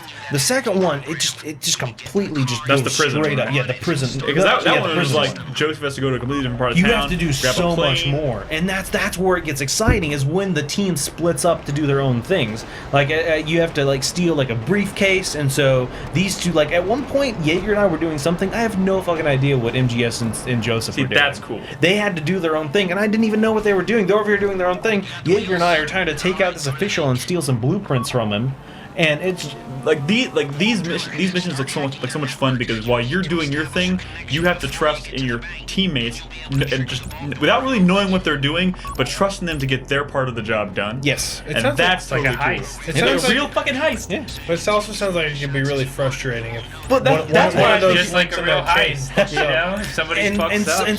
and so that's gotta work why as a on Saturday team. when we were playing this, I was drinking heavily, and it made it so much more fun. Dude, well, the best part of this whole broadcast, and I'm sure everyone's seen this by now, but The like clip went up today. Joseph had to go across town and get a plane and meet them at the airfield. And that moment where Nolan and Jaeger are in the armored truck and they're trying to escape with the prisoner. The cops and are they're on us. 5-star rating. There's helicopters following them and they're hauling ass. We're fucking toward going over a field, so we're like hitting these bumps in our trucks, like going fucking and crazy. then Joseph's like, guys, he's like, I'm coming in, and they come over this bump, and you just see this plane, and it's Joseph, and there's just a trail of black smoke behind it. It's just like you gotta land, you gotta check get this in out. this plane. Don't watch it now. Definitely watch it after the broadcast. watch it after the show. It is so great. Yeah, Like, and so that's the thing is you don't know what the other person's doing while you're doing your job. And there were definitely times where I failed maybe or Joseph failed. And the thing is there's still 2 more missions like that I time haven't even Joseph done tried yet. to land the plane without putting the landing gear down. Exactly. I think it was all of our first time getting back into Yeah. GTA. It was great because he was like, how do I put the landing gear up? And then we told him, he's like, oh, okay, great. And then people in chat were just like, don't forget how to put it down. He's like, yeah, I won't. And then but that was like 10 minutes later where he finally had to land the plane. Yeah. And so How much time is lost when somebody fucks up? it depends on how far you in since your last like checkpoint kind of. But usually it ends up being you kind of have to restart the heist the heist setup phase or whatever you were doing. There is some checkpointing. It's the PS3 version? This is the PS4 version. Or PS4? So but how one- is the one- PS4 version? Like I've heard It's good. The first person mode's a little weird. The thing is, like, when I played GTA 5 on the PS3, every time I got into a car, I probably played like 70 to 80% of that game when I was driving in first person. Because for some reason, I was finding myself driving way better, and I have no idea why, because it's never been the case for me in the past. Yeah, it's good. So one of the weird things is we played. You can do everything in first person. You can play this entire game in first person. Y'all are all hanging out in the apartment, and I was watching on Joseph's screen. He sits down at a table and just reaches over to pick up the bong, and it's all in first. So he's sitting there taking a hit, and then like I forgot who it was. Someone was driving, and they were like flicking people off because you can push a button to throw the middle finger up. But it's all in first person. It's hilarious. So one of the cool things about this game is that that's how we escaped. Damn it. This is the end of the heist. It's all scripted. Right? That's how That part was scripted, yes. But like but there was that moment where you had to jump out of the helicopter. Yes. Like, but y'all didn't realize like it was like now jump out of the helicopter. Nobody on the plane on the helicopter knew that was coming. So everyone was like jump. What? Yeah. Yes, we're jumping. So that's the thing. It's like the third mission. At one point, there's some scripted stuff, but sometimes it works out so well. You had to steal a jet, like a really advanced jet. You know, in GTA there's jets, right? Oh, yeah. There's a new one that's even better that unlocks with these heists, and you can buy it. It's fucking expensive. I think it's like $3 million. You can buy it though. But so we have to steal it, and so the 4 of us steals the jet, and the other 3 of us get in kind of like the regular jets, and we have to fight off other jets. But then while we're flying, Danger Zone comes on the radio, and it's just fucking awesome because it's fucking Top Gun. It's amazing. You're flying in these jets, and Danger Zone starts playing. Like Rockstar fucking knows what they're doing. And one of the cool things, and I talked about Jaeger with this, and we might try it. As there's a thing called, I forget what it's called now. It's like a criminal mastermind. And it's go through all of the heists with the same crew without failing. Yeah. And if you do, you get like a $12 million bonus payout. That's cool. Wow. which is just a shit ton So, of but money. if you fail once, You'd have to restart over all of the heists. wowzers. Yeah, so it seems like it's a complicated process. You don't have to do it all in a row. Seems like you have a much higher probability of being successful if you played all those missions independently. Yeah. Yeah, that's so you probably definitely can't do it your first time because you don't know what the fuck's going on your first But time. once people know what they're doing and you're an accomplished team, Oh, then yeah. you go back in. But it's so like the one there's a different one where we had to jump out of like an EMP gets set off and the entire city goes black. And then we jump out of a helicopter and parachute to this facility and throw on night vision goggles. that sounds like some and we fucking Mission bust- Impossible It's shit so right there. good, dude. Like honestly, it's the things I loved about Payday when I played it with Chris Davis. It's like that, but instead of like Payday, when you're done, you just go do a mission. There's actually a world that you're in. And you get money from these mission payouts, and you get the ability to buy these new items and vehicles, and it affects the world you're in. There's more to GTA Online than just these heists. There's so much more going on, This game and does- this just kind of adds to that. And it's I think a great watching addition. that event has pretty much. I'm probably gonna trade up to the PS4 version because I still have my PS3 version. So But it looks. planning to play online. Yeah, well, I think we should do more of these events, community night, dual stream. And so that's the thing we have didn't 3 even other talk heists we about. haven't done. Yeah, we have 3 heists, but we also didn't talk about the fact that our community event wasn't these heists. It was afterwards. Jaeger had gone and thrown together 12 races Yeah. that we played together. And the thing is, you can create your own. Your own racetracks and stuff, and people have created these crazy fucking racetracks. Got that little element of Little Big Planet in there. Kind of. There's this one racetrack where the entire thing is in like a cylinder, and you're just driving on the walls. You have to get like there's crazy. There's one where it was snipers versus cars, and snipers were up on this balcony, and cars had to hit ramps and try and hit the snipers off the balcony. Dude, that sounds while they're- fucking there's rad. there's so much fun to be had, and we had a blast playing. There's you can create random stuff. There's all these like dumpsters lined up next to each other, and we were riding like bicycles in the sky on these dumpsters. Like, and if you fall off, you die. But there's a lot of fun to be had there. when does the PC version come out? I don't know. Every conversation we have might be like, so when's the? Yeah, when's the PC? honestly, when they announced GTA 5, I wanted the PC version. Yeah. Mainly because that was not too long after the modded GTA 4. Is that to the point where almost the modded GTA 4 on PC looks better than GTA 5. 5, pardon me, on PS3 and Xbox 360. Yeah. And so that's what I was waiting for. Apparently April 14th, according to 14th? Automatic. That's sweet. Cool. Coolio. I have one more game to talk about. What's that, Nick? I played System Shock 2 for the first time. In fact, I've played about 3 hours of System Shock 2 at this point. It's a good game, huh? Have you played System Shock? Yeah.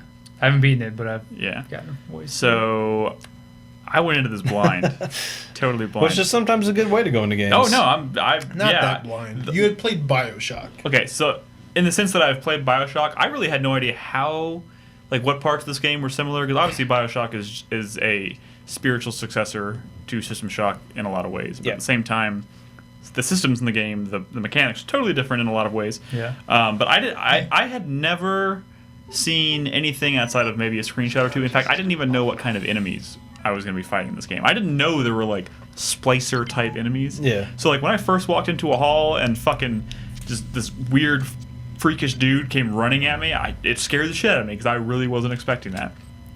I thought it was all like maybe robots and things like that, which there are. There are definitely robots in this game. But I've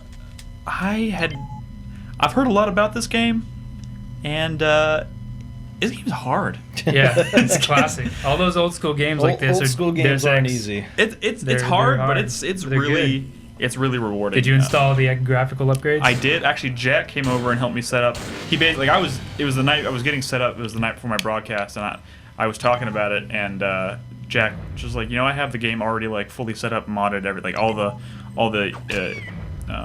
UI and improvements and graphical overlays and everything fixed on mine. He's like, if you want, I can just bring it over, and he literally just brought over a thumb drive, and I just replaced the folder in my thing, and it was like, boom, done. Jack, what PC games do you have set up that you can come over and just drop onto my computer? Because Well, I mean, I still had to have System Shock. Like, I bought System Shock already, so I mean, I don't know. Yeah, we know. You just the upgrades, yeah.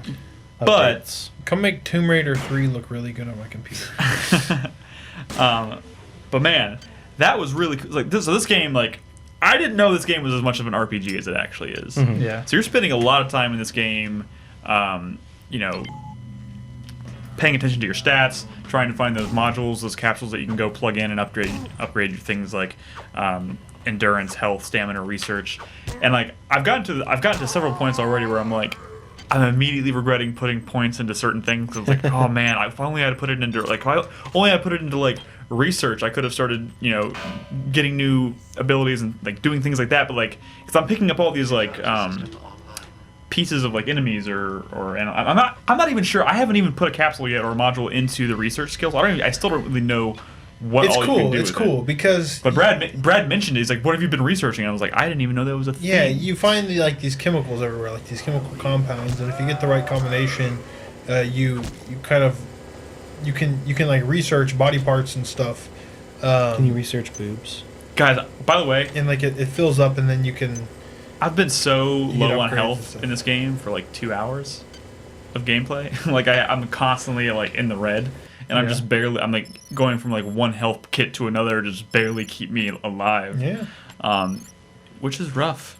But yeah, like it's I really like I didn't know what a BioShock type game would have felt like back in 1999, and that's kind of one of the most jarring things. Well, this is more of an RPG than BioShock. Sure, is. sure, but at the same time, like it still has a lot of those, a lot of the atmospheric. You know what? Wait, what was that? What was that? You know I what was thinking 1999 was 16 years ago.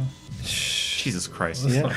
Mike, you need to stop saying things that make us feel old. You did this to us last time. We were all happy. We were talking like, "Oh my God, 400th podcast," and then Mike's like, "Guys, in 10 years, we're gonna be almost 40," and everyone's like, "Oh." Oh, 2 years for Brad. 2 years. Jesus Christ. You know what you should play after this, Nick? Huh. Deus Ex, the original. Wow, that's Because a it good came out game. came out at the Yeah. same That's a time. good and, like, fucking maybe game. if you could I've play actually this, you could definitely play I've Deus played Ex. Deus Ex. I mean, I didn't play it. With Well, the I mean, you intention could of play, finish like, a it. I nicer played it a little version. bit during 1996 month, and Chris just mentioned an AARP joke. AARP sends me shit all the time in the mail, and I'm like, what the fuck are you people doing? Why do you think I'm gonna retire anytime soon? I don't know. I just don't know why they're sending me stuff. I don't know, man. Never too early to start. But I agree What? with the Deus Ex. To start You what? should- I can't. Damn it. Sorry, that's my bad. Okay. Anyway, Deus Ex. Yeah, you should definitely play that game. It's a It's good one. awesome. I have it. So you're gonna keep playing System Shock Oh 2? yeah, I'm gonna keep playing this game. I'm gonna play it Got again. any big story twists or anything? I have only heard Shodan's name once. I mean, if that gives you any kind of context idea of where I am. Like in the grand scheme of things, like someone who's probably played this game before probably would have gotten way farther than I did in the time that I spent. I'm kind of inching along. Like I'm also pretty surprised by how well the game controls. It plays. I mean, I'm not super accustomed to playing mouse and keyboard, but I took to it pretty quickly. I don't know. I'm fucking loving it. I don't know in the end whether I'm gonna end up liking it more than BioShock, but it's kind of hard to make that comparison because they are two totally different types of games, and I like them both for different reasons. I definitely like the inventory system because it's kind of giving me vibes of like Resident Evil 4 a little bit with the managing how much you can fit in your inventory. I mean, it's not the exact same because you can't really flip things and make them fit. But I don't know, man. I'm enjoying it. I haven't done... Jack actually recommended against using getting any psi powers. So I haven't really been putting any points into psi. So I've been going... Well, like, if you're not Are going you going side, straight don't put melee? any points in Or the straight shooter? pretty much. Like, I know a lot of people in chat were like, wow, I played this game almost entirely in stealth. Oh, I died here. A lot of people were saying that, like, they were shocked by how just going in guns a-blazing. I'm not really going in guns a-blazing, but I am taking... Call of Duty. Head on, like going head on and like fighting things. You might have some mods that make that a little bit easier. Like weapon degradation is like. Dude, all my weapons are like approaching the terrible state. Okay, well maybe you don't have any like That some of wrench, these old games wrench is insanely powerful though. I can kill everything with 2 hits with that fucking. Well, not everything, but like all the human enemies go down with two clean hits from that Two wrench. wrenches. a lot of these older games have a lot of like balance and accessibility mods and stuff. Yeah. Where they kind of patch out just the stuff that was kind of fucked back in the day. You might not have any of that installed. Like one of the problems with the original was that like weapons degraded way too fast, and it was like super. This shit. game probably looked like butt back These in fucking 1999, robots. huh? Oh yeah, those things are Well, terrifying. no, Like, you know, watch how I 1999. escaped this. I was like, oh my It- god, oh it my did- god, oh my god, oh my god, oh my It god. didn't look amazing back then, I don't think, but Oh, it shit. was very atmospheric. No, it's great. And the story's. I'm really getting into the story at this point, so it definitely has that style of like the rational Audio game logs. style. Well, audio logs, but like just you can tell it's the same style of story, which I like. I also liked at the beginning how they had you kind of set up your character and choose your classes, and that was pretty unique. Did you ever play Human Revolution? Did you beat that one? Oh yeah, I loved Human. That's the only Deus Ex game that I've played to completion. But yeah, so that was my first foray into that style of game, which is definitely a more modern take on it, obviously. But I liked the shit out of that game. Hey, Nick. Yeah. Is it the news? Time for some news. That's what he's talking about. Okay, let's do it. Let's talk about the news. Brad, I think we're all talking about the same news. Yeah. The news Hideo topics Kojima. are pretty big We were ones. talking about, oh my god, what's going to happen to Silent Hill? No, that's your part. Well, that's my part of it. Wait, so they're not going to finish Silent Okay, Hill? no. No, Let's not go saying anything rash. All right. Yeah. I posted Because I posted some thoughts on it today.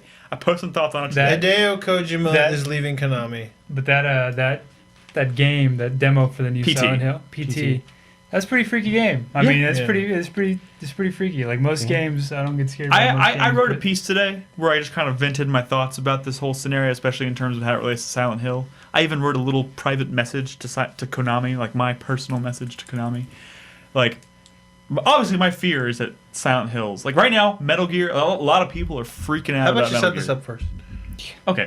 Hideo Kojima is leaving Konami. Hideo Kojima is apparently after the leaving. release of Phantom Pain. Now, I've been December kind or of whatever. loosely following Is it this. a Is this bad- 100% confirmed, or is this like? It is- Is it just kind of like rumor based on some really strong It is evidence? not rumor anymore. Is it a bad break though, or is it so amicable? that's the thing. No one knows. There's suggestions that it probably Is it- is a bad break. Is it an April Fool's prank? They would not be removing his name from things if it was Amicable. not a bad, yeah. It's either I don't know. Also, there's other people from Koji Pro leaving as well. Well, so my assumption with that is they're leaving maybe just because they want to go with Well, of course. Kojima. Also, And so that doesn't necessarily mean it's bad.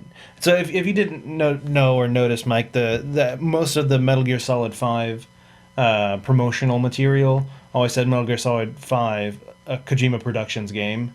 And they've actually, it removed said a all- Hideo a Kojima game. Hideo Kojima game. Yeah. They've kind of removed most of that from all of it. So just Metal Gear Solid 5 Phantom Pain. Wow. Here's what confirms it. Konami has come out and said in their official statement that the Metal Gear series will continue, and they're hiring for people to basically lead that series. Yes. So But let's be honest. But that makes zero sense if sure. So Sure. can Metal It's Gear happening. be Metal Gear without? It's happening. Hideo Here, Kojima. the one thing though, Hideo Kojima himself has been saying he wants, like, this is his last Metal Gear game for a long time.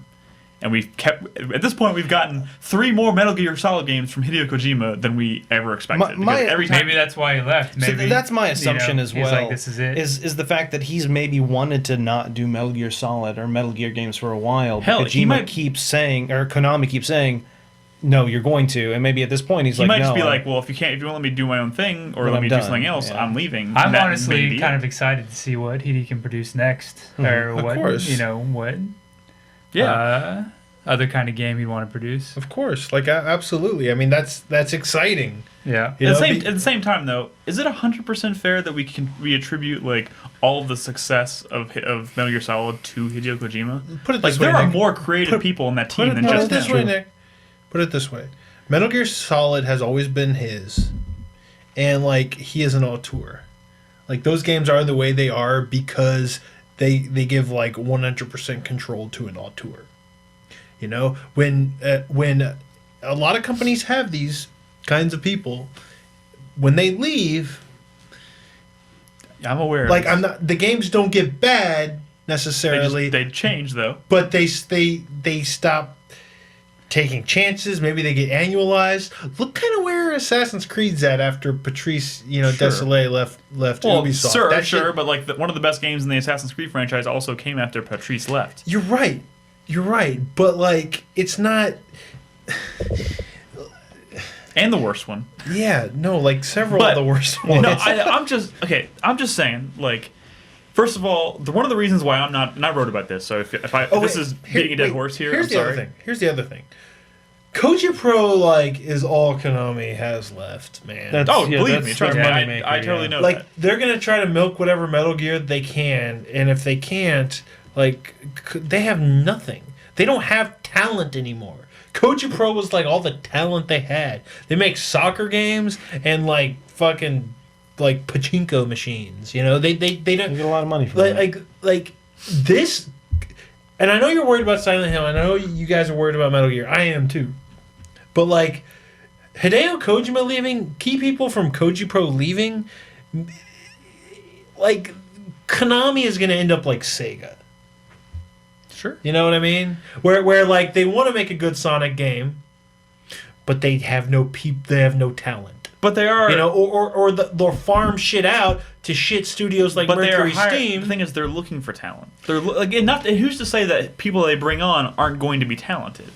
Like Hideo Kojima's great. You He have makes to great have- fucking games, but to say that they can't find someone who could do something cool with Metal Gear is kind of unfair. I don't think it's as likely. And maybe you're right. Maybe the creativity in that franchise will plateau. But who's to say we won't get another great Metal Gear game? Okay, you keep saying talent, but when these big Japanese publishers stop having money, a lot of money to spend on quality, you know, people and teams, they start farming out to like these really shitty Western studios. And also- Konami's already started doing that with Castlevania. You know, look at fucking Capcom going to like Slant 6 to make a fucking Resident Evil game. Like it's this shit they don't go for like I mean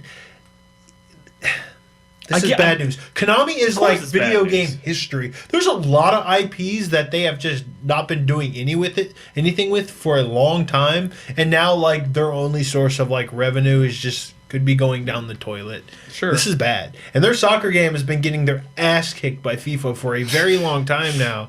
And Okay, this is the kind of studio that ends up going full mobile. Potentially, yeah. Like They that's could. what Sega is at this point. If Sega didn't have those PC studios they bought like Relic and Creative Assembly, like they have Sonic and then mobile games. And Sonic is dog shit. And they can't stop that cycle of dog shit. Okay, Like we are jumping the gun right now by calling future Metal Gear games dog shit. But I get No. what you're saying. no, I'm not. I get what you're saying, and it's definitely mean for concern. The reason why I'm not as focused on Metal Gear is because I feel like Metal Gear has had a very, very, very strong run, and at some point it's got to end. And so that's Like, that's we're kind of about to- like, that's one of the things I wanted to bring up. If Kojima leaving means, according to him, the end of Metal Gear Solid. Yes. That's what he said in one of that big interview with IGN. Was this is the last one Metal of the Gear worst things Solid they could do games. is if the next Metal Gear Solid game has Solid on the end and he's not attached to it. That's probably one of the worst things they could possibly do. Probably. So I think they'll probably continue with the Metal Gear series. Where it goes, I don't know, and I don't know if I'll care. I'm not saying I'm not going to be interested in it. Yeah. I still will be. Like Metal Gear Rising. Yeah, exactly. But I think I'm okay with him leaving and that kind of being in this game coming out, which obviously I haven't played. I've only seen a lot of it, but I'm almost fine with this being the end of the Metal Gear Solid. I think that's how they're Yeah. pitching it, right? Isn't that kind of this is supposed to be the final game? in the Well, yeah, no, but franchise? I'm From fine the with that. I'm like you're saying, this game's had a great fucking run. It's been Yeah. 20 how many Do you years? remember? Do you remember Metal Gear Solid on the PlayStation, dude? Like popping that shit in for the first time. Of course and I do. It That was the an best. experience, man. That was great. That was an experience. And now it's coming to it. It's coming full circle. Yeah. And it's coming to, and that's you're right. I'm fine with that. I'm totally fine with it ending on this high note because I really don't. I don't know. I think If it with is a another high direct, with another director on the Metal Gear Solid, I just wouldn't feel it's the same. 2 years away from 30 years. yeah. The Metal Gear franchise. Damn.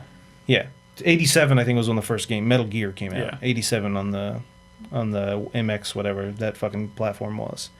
And I'm honestly fine with it ending here. I don't know if I want Konami to continue with it and kind of maybe tarnish Yeah. its name. I can just ignore those.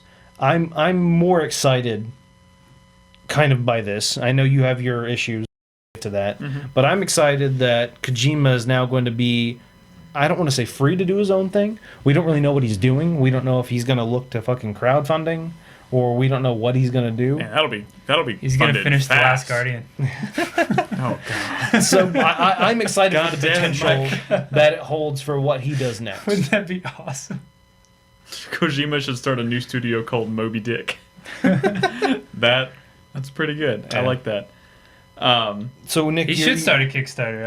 I'm pretty Yeah, sure. like, he would not have your any big problem issue. there. I'm sure he has plenty of fucking games that he's had on the back burner that he's wanted to do for a while. So Nick, your big issue with him leaving is And this is not necessarily tied to him leaving. It's more of what is Konami going to do at this point, because obviously their big announcement last year was Silent Hills. They're going to return to the series, and they handed some creative control, some level of creative control. We don't know how much, to Hideo Kojima in partnership with Guillermo del Toro. Yeah. Now, and we have obviously all played PT, and that Which game was that good. was fantastic. In fact, I put it on my top 10 list last year. I love that. How demo. much But of PT or Silent Hills was carryover from Guillermo del Toro's Insane? I don't know. No, that's a It good could question. Be. But Maybe this also, was never, like, also the really- more relevant question right now is how much of that was Hideo Kojima himself? Because you got to imagine he was probably spending all his time working on Metal Gear. One of the things is that PT runs in the Fox engine. Yeah. Who owns the Fox engine? As far as I know, it's Konami. Konami. Konami. Okay. Yeah. Because I know Koji Pro created the Fox engine. And Konami owns Koji Pro. Yeah, Konami owns Like everything they've that Koji Pro rebranded does. Kojima Productions to Konami. Konami Los Angeles Yeah. or something Oh, like that. okay. So the Oh, Fox I engine, forgot about that. So the Fox Shit. engine is owned by Konami. So I'm not so worried about the project in that sense. It's kind of Silent Hills is in a really weird position right now, because at this point all we know is that it's a game with a title, and we have a demo for the game that may or don't may have a not demo, yeah. may or may not actually be representative of what the it's game a actually playable was. teaser in the sense that they're just trying to tease that Like something's nobody knows coming. at all Correct. what that game is like in Correct. comparison to that game. But like a PT kind of game and a. I mean, they kinda did show a old- trailer. They showed a trailer for Silent Hills down the road that looked very, very similar in tone and content to PT. Well, I don't know. PT, as small and contained as it was scarier than most like scary. Yeah, horror and games the I've question ever right now is played. how much of that fear and how much of that like originality was Hideo Kojima responsible for? So like, should I be worried about him leaving this project? Like, the only change might end up being that they remove his name from that title too, and it just goes on as planned because he was never that involved with it in the Well, I first mean, I place. don't know. It seems, I seems think like you- he's the kind of person who anything he's involved would just benefit from. It would, I of guess, course, it would benefit, but like at this point, like His name was attached to Castlevania Lords of Shadows. Exactly. Oh, and was he- it? And he Yeah. didn't do anything. Oh. yeah, so like I didn't know that. a lot of that creativity, a lot of that originality in PT that we saw may have nothing to do with Hideo Kojima. We have no Yeah, idea. but it was being developed by Koji Pro. Yeah, supposedly? and it that was, studio yeah. still And there exists. are- So now it's just going to be Well- developed by Konami Los Angeles, whatever. So my question is, like, If you don't think that key people at Koji, I mean, it's already been confirmed that key people are definitely. leaving Koji Pro, but like, I mean, the thing is, it's in a really He- weird state because a lot of people are like, oh my god, if Kojima leaves, they're going to cancel Silent Hills, which is not gonna possible. cancel But it, but- they're in a weird position right now because they announced a game in a really unique way that had a really, really, really positive fan response. Very much. yeah. To cancel that project at this point would be it'd be a disaster. It's amazing what they achieved. They promoted a Silent Hill game by making like, and no offense to the quality of PT, by making PewDiePie fodder.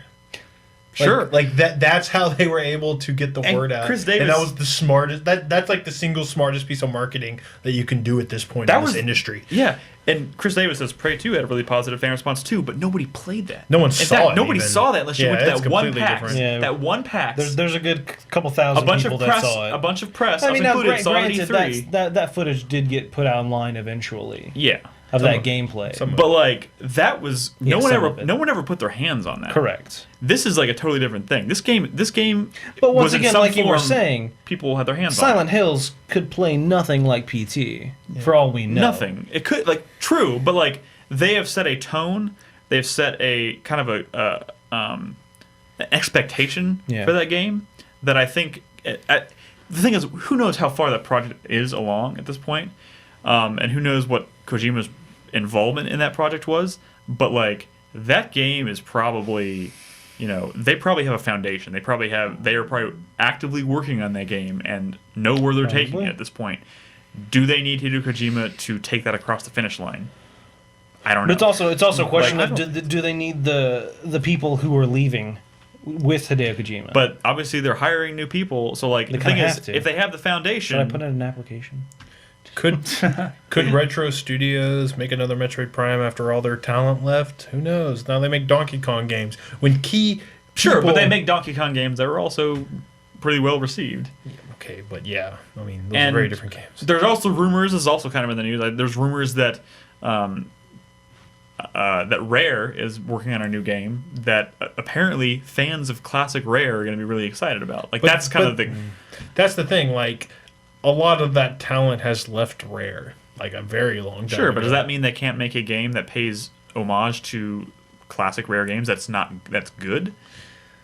I don't know. The thing is, those Donkey Kong games may not be Metroid Prime, but from people who like Donkey Kong, but that's that play those games, they're like, these are pretty awesome. Sure, but that's throwbacks. A fucking understatement, man. Like those games are a fucking joke compared to like Metroid Prime. In terms of in terms of like, but they're what they like ambition and, ambition scope and innovation and just. But that may just been the nature of the project. Who's to say that they can't come up with their own ambitious ideas?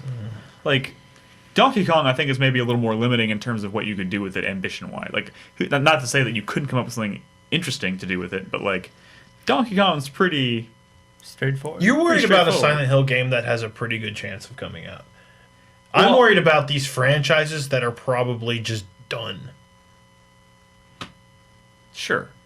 No, I get what you're saying. Like, I'm only worried right now because we don't know, because Konami won't say one way or the other whether we should be worried. Now. They're not going to right now. I know. Yeah. I know. But I don't really trust Konami very much. So I'm pretty, like, for me, canceling Silent Hills at this point would be a fucking stupid idea. Not just because I'm a Silent Hill fan and I want to see that game. Would you... I just want that PT game in an open world If setting. they want to maintain... That could be what fucking Silent Hills is. If they want to maintain that...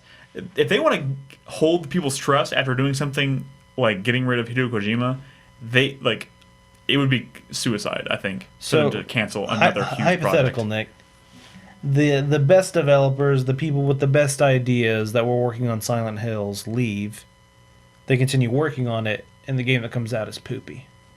I'd rather it come out and be poopy and have us judge it on its own merits than not have the chance at all. So how would y'all feel about Mercury Steam making Metal Gear and Mercury Steam making Silent Hill? I would be worried. So but that doesn't mean I don't want. Mercury That Steam doesn't mean I don't want them to try. Like, here's the question, Brad. I mean, pretend you don't know what you know now. I know that's hard. Lords of Shadow 2. Would you have rather them not try Castlevania under Mercury Steam, or would you rather just never had a Mercury Steam game at all? I mean, a new Castlevania game at all. Neither. Wait, what? Would you have rather had Mercury Steam take a shot at Castlevania? There was no way Castlevania Or would you was have gonna... rather not have a Castlevania game at all? There was no way that Castlevania was just going to die forever. You know what I understand is supposedly Igarashi that wasn't my question. Would you rather never have a Castlevania game or have somebody else take a stab at it? Igarashi keep working on this. That's not the question. The question is, would you want somebody else who wasn't the original creator to at least take a stab at it or never have it again at all? That is the question. In my opinion, That's not in my realistic opinion, question. it is a realistic It's question. a realistic in question. my You're not opinion, answering. the problem is, would I want them to try and make a game? Sure, why not? If it's a shitty game, I don't want to play it. And I'd almost rather leave the series with that great game or with the good memories rather than have shitty games come out that take the name of something I love and just tarnish it. Sure. Yeah. That's my opinion. That's a risk you're always going to take. what it's crazy to me with the Castlevania is like you got games like Ori and Shadow Complex. Axiom Verge coming out soon. Yeah, and there's all these other guys making Castlevania-like games better than Castlevania now. Correct. And like, why? I don't understand why they can't just outsource it to some of these guys and because they thought they were doing us a favor by trying to get creative with it. Nah, just keep it side scroll. Like they wanted to cash in on the success of God of War. That's what they wanted to do. Look how beautiful I guess Ori looks. You know, apply that same kind of level. I mean, that kind of graphical upgrade to Castlevania. I have been wanting that for years. You know, We need to move on, though. We do need to move on. I don't even know what we need to move on to. We're gonna have to start making Community. some cuts here. It's community. It's time for the community. community. Oh shit! You want to play this community song? The community. Nice, nicely done. Nicely done. Moving on to the community. Did he ever turn on the it's AC? time for them to play. I don't know. He says yes, but my body says no. It's still a little warm in here. So, all right, everybody, it's time for the community. Woo! It's part of the show where we talk about everything that is community. And the first thing I wanted to get to was still making our way through the list of our patrons. We're almost caught up to, not really. We're about halfway going through all of them. So I'm going to go through 10 more. These are Just naming them? They're just personal thank yous. Yep. Thanks for So, because we got top front loaded like a whole bunch of them. Wow. So we're Yeah. trying to catch up. yeah. I think I'm just now hitting I thank some of the... sure. I'm just now hitting the second day still. Yeah, I'm still on the second day from when... but actually, only the first two are from the second day, then we get into the third Maybe we and should just do a fourth day. vlog where we just like, hey, thanks. Yeah. If you want to just read their the first name and the purple and maybe the last initial. The first name. Yeah. If Just the there's first name. You don't need to read their last name. You can do the initial of their last name. So we got Willis, and then that's it. Or and then anything else? yeah, And then you can do all of them if you want to. Willis and David and John and Mateus, Mateus. Lawrence, Matthias, Alexander, Matt, Arxidus, Matthew. So those are the 10 that. Yep. So thank you. Thank you guys. to those guys. We appreciate your patronage. Thank you for your patronage. Yep. Going back to this month is still March, which means our subscriber of the month is Tokubat. Tokubat. The game he chose for us to play this month was Mount Your Friends. Which we played that. Oh yeah, we were gonna play some more tonight, but then we got sidetracked by other things. We'll play more Namely at some Bloodborne. point. Maybe I'll try to get Carlos over here and we'll play some. Brolos. Fine, go fuck I yourself. would like to play it.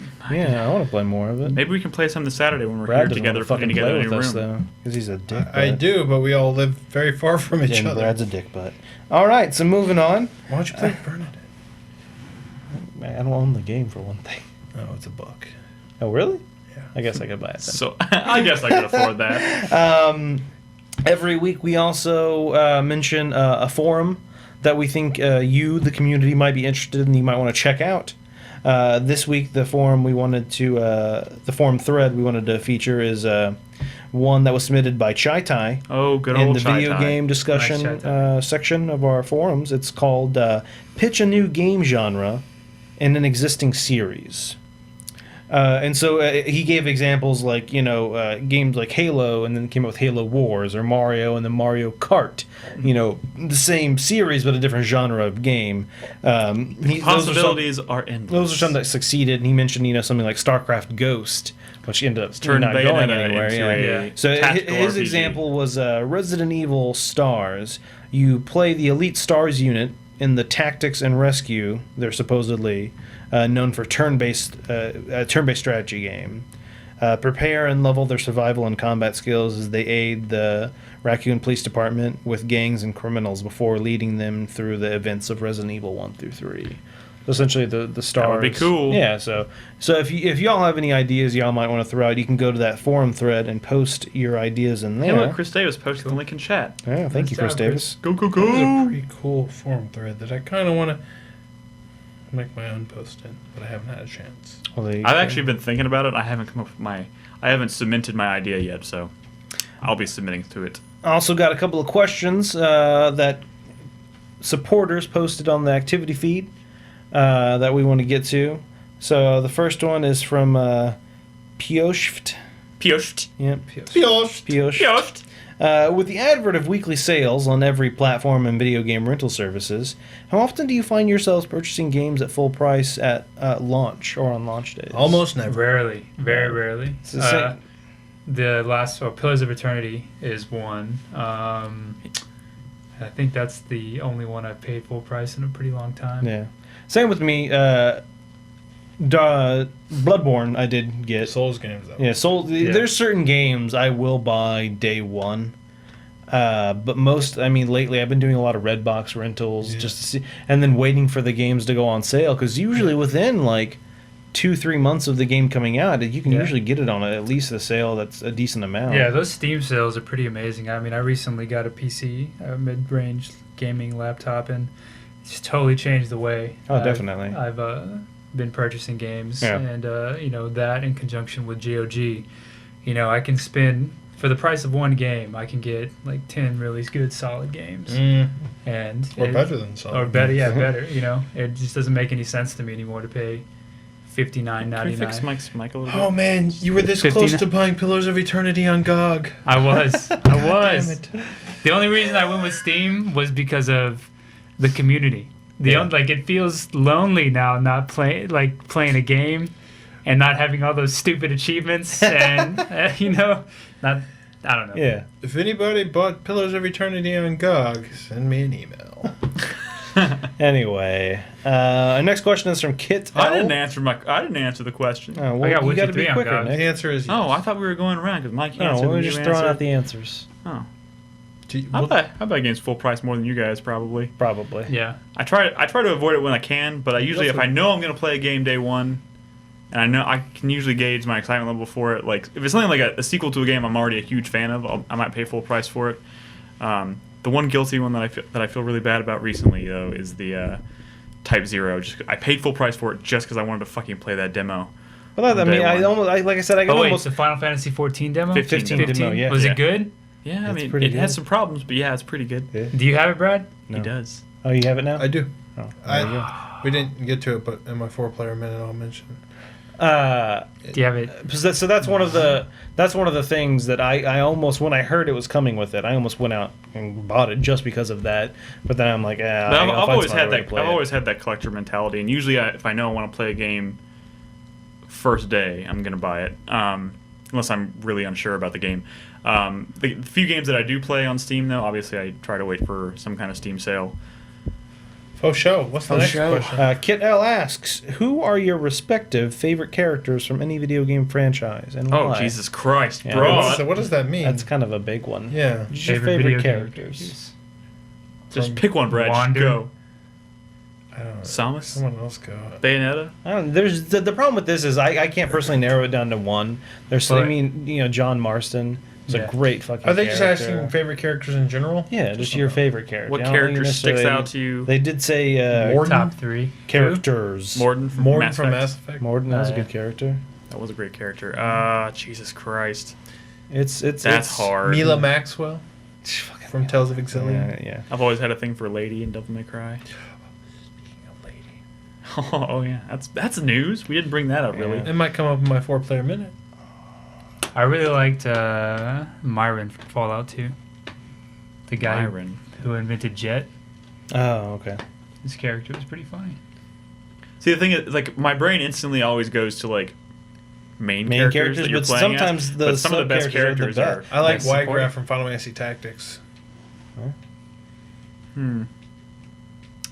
Come back to me. But I mean, like, You like Norman Reedus from Silent Hills? Maybe. So, I mean, some of the I could call out Trevor from Oh, GTA yeah. 5, not because of the main story shit, but just because of Scooter Some Brothers. of his side dialogue. That was a really That was- well-developed it's character. So well written. When he that scene where he talks about his brother on scooters is one of the best written. It's fucking brilliant. That writer at Rockstar, I wonder where he gets his fucking material from.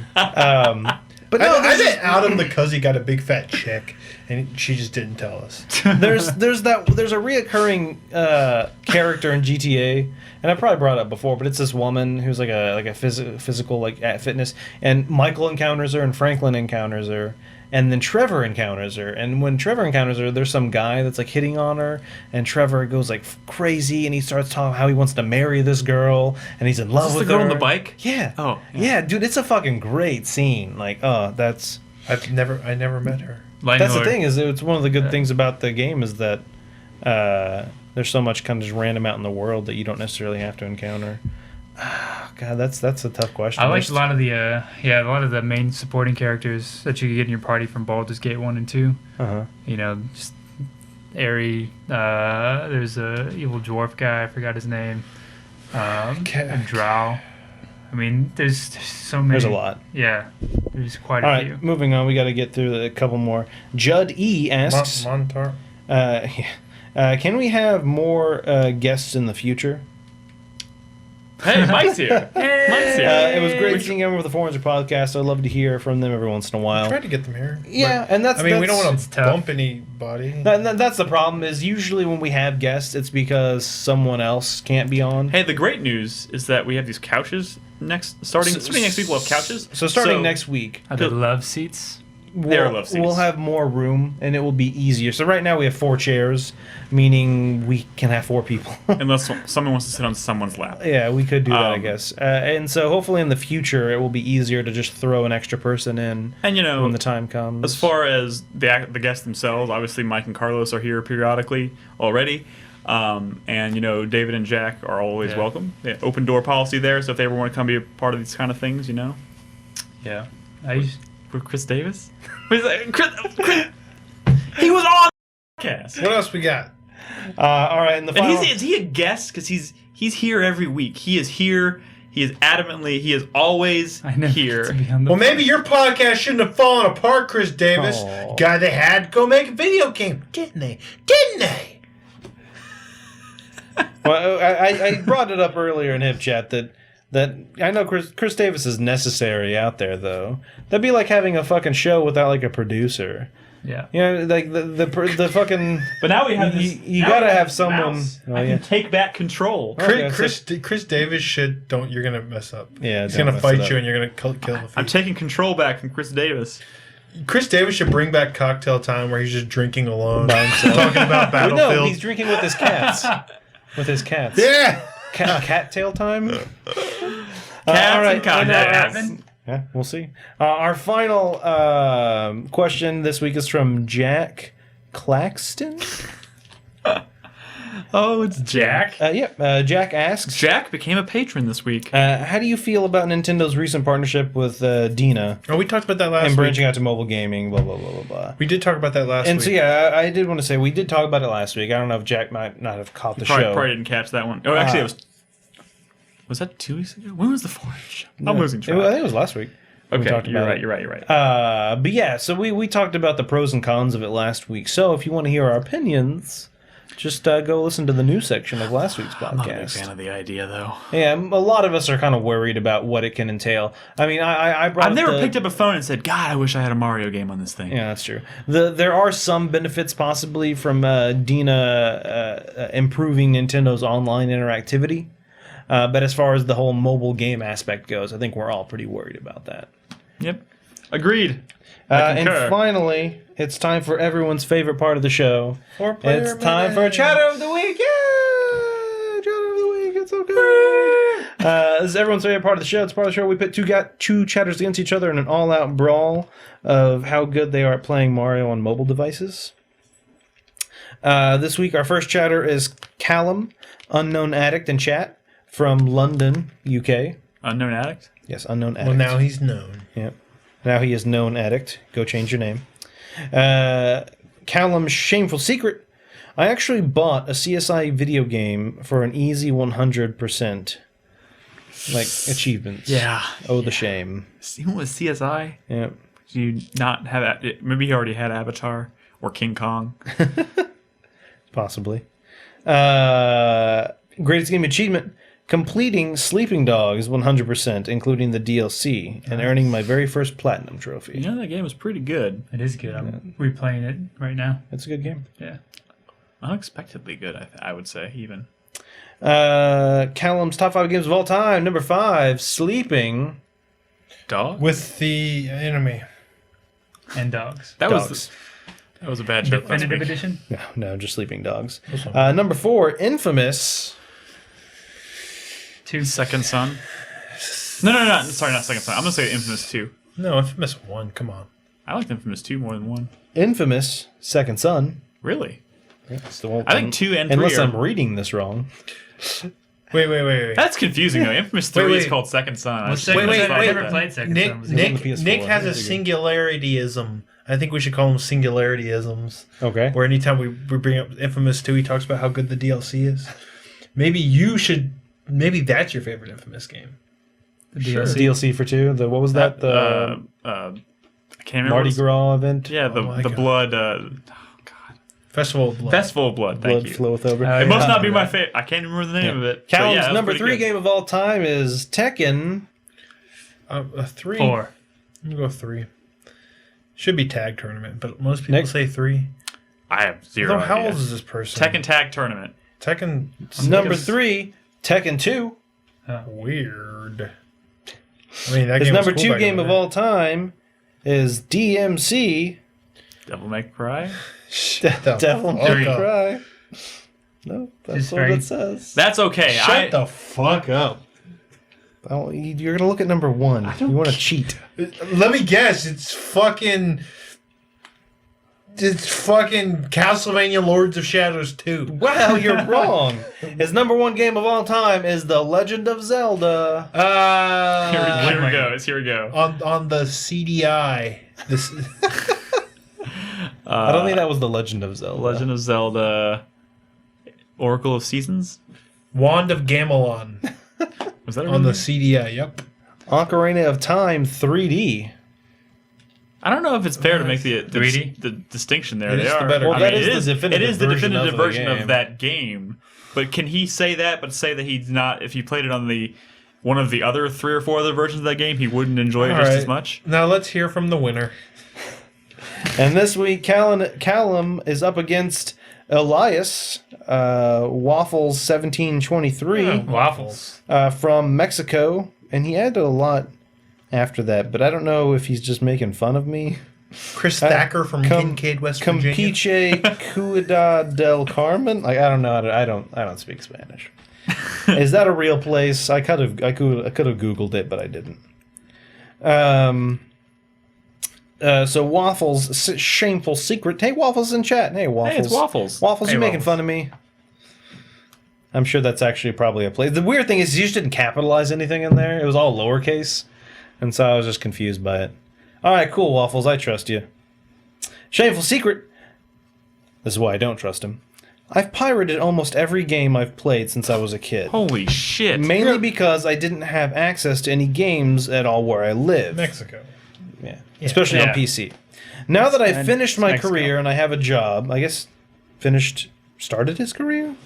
No, he's now that He's I'm finished retired. my He's retired. career. I've started to buy through Steam all of the games I played in the past, trying to pay back my debt. Although most of those developers don't even exist anymore. nope. So, Let's go into some jerk. Waffle's greatest gaming achievement.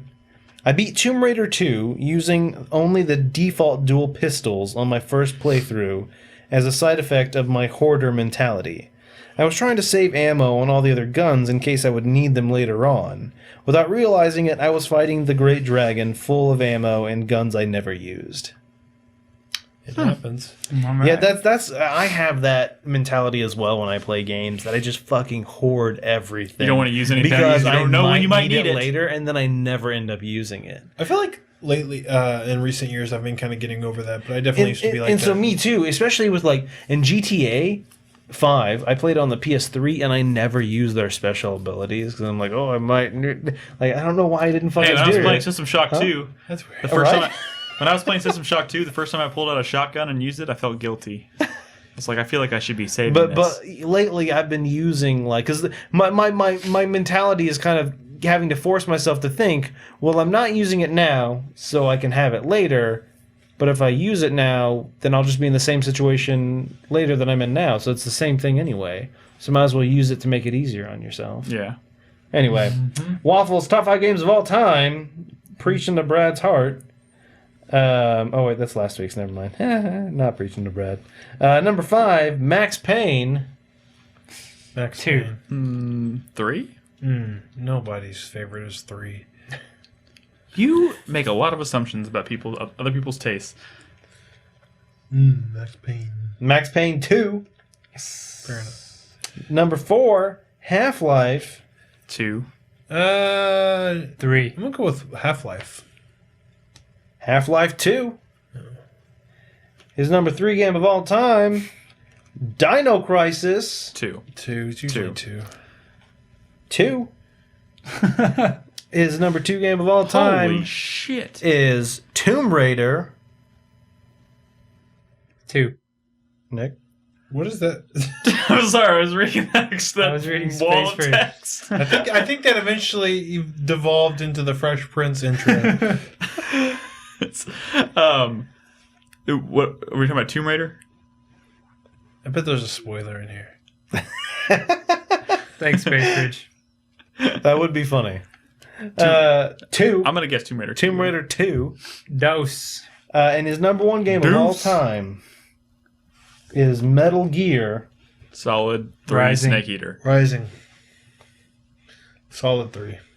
Metal Gear Solid. Oh, One of the few Which has games Mike that instead. made me cry. I shed a tear for Sniper Wolf. Sniper Wolf. that was a great moment. That was. I a great regret not moment. putting the credits theme from that game on the track of the week. Yeah, Where when we it was put the credits ending credits, themes. yeah. What one? Should have been God. I can't remember.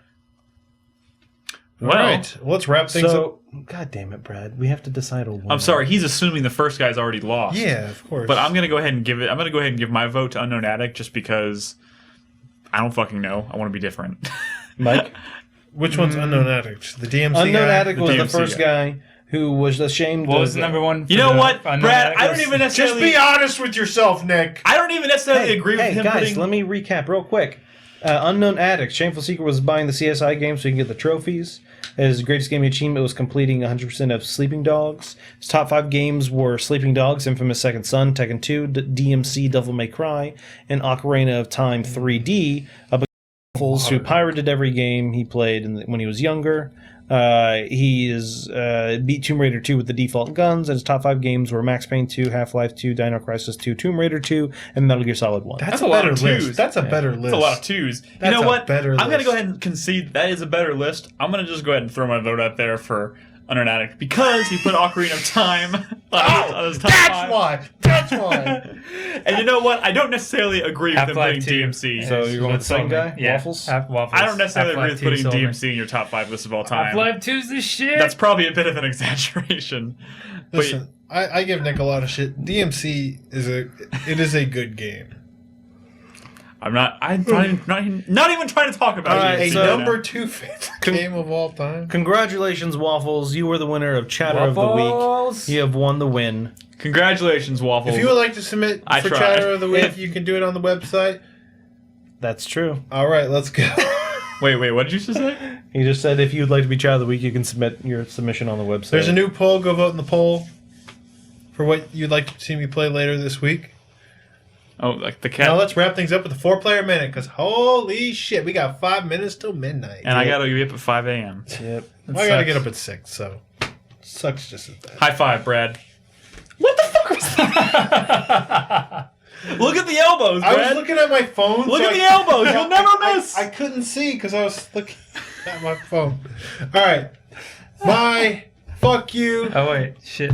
I gotta write this down. My fuck you the goes to secret is me. you don't have to write it down. My fuck you goes to me for not having any money in March when every game on the planet is coming out. My thank you is that I just gameflied Final Fantasy Type 0 and didn't buy it to play that demo because I played a little bit of it and that game is not for me. Not for me. My sweat, though, is for Final Fantasy 15 because I spent a significant amount of time playing that demo the other night. Played it for several hours, I think, probably. I was fucking around in it for a while, and fuck that game. It sucks fucking balls. Wait, which game? Final Fantasy 15, dude. That game sucks. What? That combat system sucks. It might have been okay from what we played in the demo, but when you go into caves and you're fighting literally dozens of goblins at once, holy shit. I am officially worried about that game. It's my sweat. And my hype goes to DMC 4. Did you see the trailer? Yeah. Dude, DMC 4 Special Edition coming to Steam. Not Nero. Yeah, Nero's playable, of course, still. Virgil's playable. He's like got his own like cutscenes. They got the voice actor. Like, he's in the game. Virgil. Lady's playable in the game. Trish is playable in the game. She's even got a Gloria skin. It's going to be rad. Not my favorite Devil May Cry, but, I mean, gameplay-wise, that game's still really incredible, so I'm excited. I didn't have time to go into why I'm really mad at that game, so we're going to talk about it another day. I'm still going to play it when it comes out, but... Wait, play what when it comes out? Final Fantasy 15. That game is still more than a year away, and I agree. Play more of that demo, you'll see. I played about an hour of the demo. The combat needs to be tightened up quite a bit because it is kind of a clusterfuck. But even the demo is an old demo, and the game is more than a year away. Yeah. So I don't think we have too much to worry about. But yes. Well, I'm still worried. But... Go for it. Nolan. Me? Yes. Cool. My 4-player minute starts now. My hype is for Senran Kagura Shinobi Versus. I'm going to be playing that. Really? Yeah. And in the last episode of Trailer Talk, I acknowledged that I will be playing that game. No, that's the new game. Estival versus. Yeah, as Festival or Estival or whatever. I'm talking about the one before that. Oh, which one's that one? Shinran Kagura Shinobi Versus. Oh, for the Vita? Yeah, the Vita one. Oh. Gamefly shipped that out to me. I should be getting that soon. And so I'll be broadcasting that.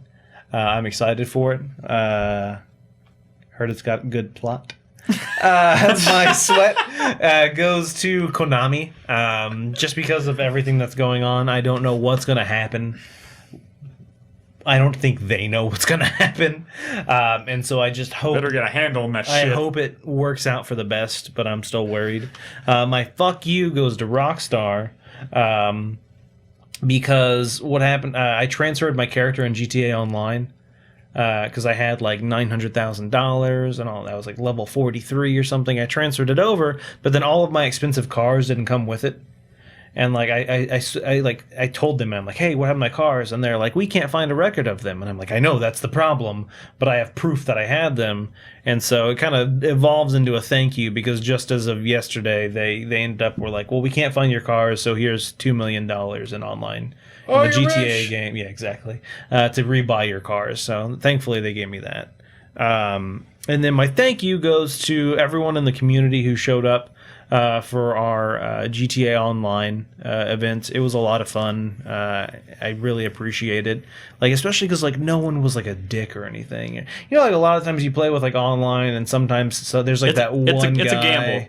There's that one guy who's like, oh my god, why is this person What here? about Core Like, Snipes? Everyone, well, fuck Core Snipes for a different reason. Like fucking Core Snipes was being a fucking dickhole, and I swear to God, I hit him with that fucking car, and he was just like, nope. Fuck that guy. And he also fucking won. Fuck you, Core Snipes.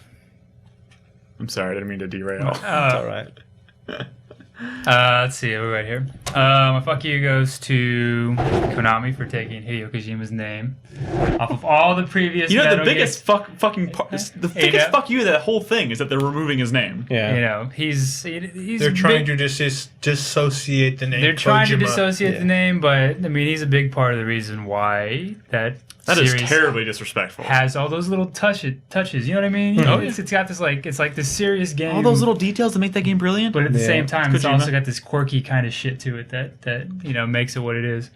My thank you goes to Obsidian for completing Pillars of Eternity after 2 years in development and basically, you know, crafting the swan song to all those old school Golden Age RPGs like Baldur's Gate and Baldur's Gate 2. Except Divinity was that, but okay. What's up? Oh, Divinity. Well, yeah, Divinity was good too. I mean, it's good too, but you know, this one seems to be more in line. It's in the Infinity engine, right? They're actually using... it is that same type of combat. Yeah. My sweat is, I guess, for Final Fantasy 15 now. Now that Brad said that. Now that Brad's got that Now out. that Well, Brad's go- got that out of his go- system. go fucking I want to play check it, it out. dude. I think the combat I want- systems has a lot of potential. Yeah. Just wait It's till you're very- fighting 50 goblins. Is it more like Kingdom Hearts? I heard it's more. Yes. It's- Yeah, it's it's kind more of a like that than clusterfuck. like the previous Final But Fantasy they need games. to get a handle on I think the way the camera works Especially in the combat, camera is a big deal. and some of the just the control options. But I think overall, I think it's a really cool idea for the combat. But Yeah. I was having, and maybe some balancing issues too, because I was getting my ass handed to me for like the first enemy I came across. Like there was like Yeah. 2 or 3 So of them. honestly, I didn't bring it up, but I ended up returning Xenoverse to GameFly. Yeah. And camera issues were one of the biggest things I had issues with in that game. Is there's a lot of environments with like trees or rocks or buildings, and the camera would just kind of decide to not show you, and you could easily be juggled by enemies and Yeah. like, lose half your. And I was like, you know what, just fuck it's this something I have game. to check out for myself. Camera can kill an They experience. still got how long? When's it gonna be released? It's still a Not little this way- year. Oh, there you go. They still got a ways away. Yeah. You just don't feel very powerful in that game, like at all. Like- well, right. Well, what do you? Well, I guess it's still the beginning of the game, though, right? Maybe later on you feel. Well, I was fine. We'll Like see. I started the demo. I walked into a field. I saw a bunch of things walking I wanna around. check out the I demo. walked over to them and started wailing on them. And I was wailing on one of them, and another one just came out from the side, just fucking rammed me. I mean, that could be and one it of those was- situations and it where you was- probably weren't supposed to be fighting those. Wait till you're things. fighting But, like, it was a 30 goblins. Literally 30. I want to try to fight. That Thirty. sucks. Also, with that excuse, when you in Final Fantasy 13, even though it's not the best game in the world, in Chapter 11, when you first walk into that big fucking open area, the first enemy you encounter kills you in one hit. Sure. And like I'm saying, I think it's a little early to be making these judgment calls. But also, did anyone stay out after dark in that game? Like, you know when it tells you to go I light a definitely campfire? did. I played it for and you a long can't time. fight anything for more than 5 seconds without that giant spaceship coming in and then like soldiers coming down, and then those soldiers are super fucking You powerful. will not find a combat scenario where you don't end up fighting like a million things and you don't feel powerful. That sucks. Like I My said, hype- balancing issues, trying My- to fix those things. My hype is for The Last Guardian. It Still feeling that hype, huh? it looks like a really good game, and It did look like a really good video game about 4 years ago. more like 5 or 6 by now, I think. But Sweet summer child. one day. What is with your obsession with calling people that? He called me a sweet summer child on Twitter this week. Do you not get the reference? Game of Thrones thing.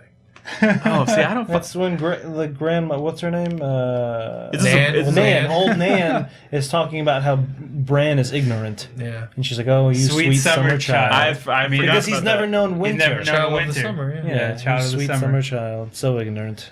I apparently am not as big a fan of. Well, don't worry, The Nick. Last Guardian. Don't guys, worry, Nick. When it comes out, The shows are now going to be spoilers for the books. No, I'm, so. I'm done with the show. Really? Yeah. wait. What's Are happening? you kidding me? Is that They said that they're going to spoil the end of the book on the show. Really? Yeah. The next book, yeah. So No, not they said they're going to spoil like so Martin just basically told them the end, and they're gonna do. yes. Wow. And Wow. I like that show, but it's not like That's unprecedented. My favorite You That's like the never show happened because you before. like the book. yes. Anyway, I let's love the books. Yeah, let's finish Mike's 4-player minute. That was That was it. That was last night. Well, let's Yeah. start with Nick's. My hype is for Bloodborne. I'm fucking excited. Except I wish I had it. Are you gonna But- finish it? Yeah, I mean that's my goal. Yeah, Um, I'll finish it. In fact, this is probably go fuck yourself. But this is, my intention is to finish it, and if all goes as planned, this is hopefully gonna be my first full Souls game. I'm hoping it kind of adequately prepares me for Dark Souls 2, which I'm gonna be playing in April after the PS4 version comes out. I mean, I already played about 12 hours of Dark Souls 2, and then I kind of canceled my plans to go back to it after they announced the new version. But I'm hoping getting through Bloodborne will kind of get me more in that frame of mind. My fuck you of the week, or actually my sweat of the week, is going to go to obviously Silent Hills. I'm very, very concerned about that given the fallout of Hideo Kojima and Konami and all that stuff. I just want some kind of verification or something, some comment from Konami that will make me be not as worried about it. Just one sentence, something that'll make me feel better. That's all I ask. My fuck you of the week. My fuck you of the week goes to Amazon for making me look like a dick to my girlfriend because I fucking convinced my girlfriend to order. She wanted the art book for Bloodborne. I was like, well, she had it pre-ordered somewhere else, and I was like, you can cancel it over there and get it on Amazon and get the art book. And she's like, okay, and she did it. She got a free trial membership at Prime, and she was like, I'm just worried it's not going to show up on time. And I was like, don't worry, it's fine. It has never ever happened to me before. Yeah. I buy about 90% of my games now through Amazon exclusively, and they have never missed You know what sucks? a delivery day. Is what they used to do is if you pre-order it, you'd get $10 off your Yeah. next purchase. And I get that occasionally. Really, I've never gotten that in like a long I've time had, like, anymore. I've had it So that's why I always twice. just get the circle of pre-ordering through them because you always got $10 off. I'm sorry, Reborn. She was like, she's like, I don't really like Amazon. She's like, I've ordered 1 or 2 games from them and like they fuck it up every time. I was like, no, it never happens. Trust me. I've been with Amazon for years. I've had my On the Prime membership. side, how's she feel about that? And sure enough, I get a text from her today. She's just like, fuck Amazon. They didn't ship either of our copies. I had to get on Amazon support and talk to a guy who was actually very helpful. And he gave us both compensation for it. But yep, sure enough, Sexual? if you order the collector's edition of Bloodborne, they overbooked and they did not send our copies out, but either one of our copies out until just like a couple hours ago. Why are you playing that? What are you doing? What have I did? Fuck, I sweat. Chris Davis, what is... My second fuck you of the week goes to Brad. It wasn't me.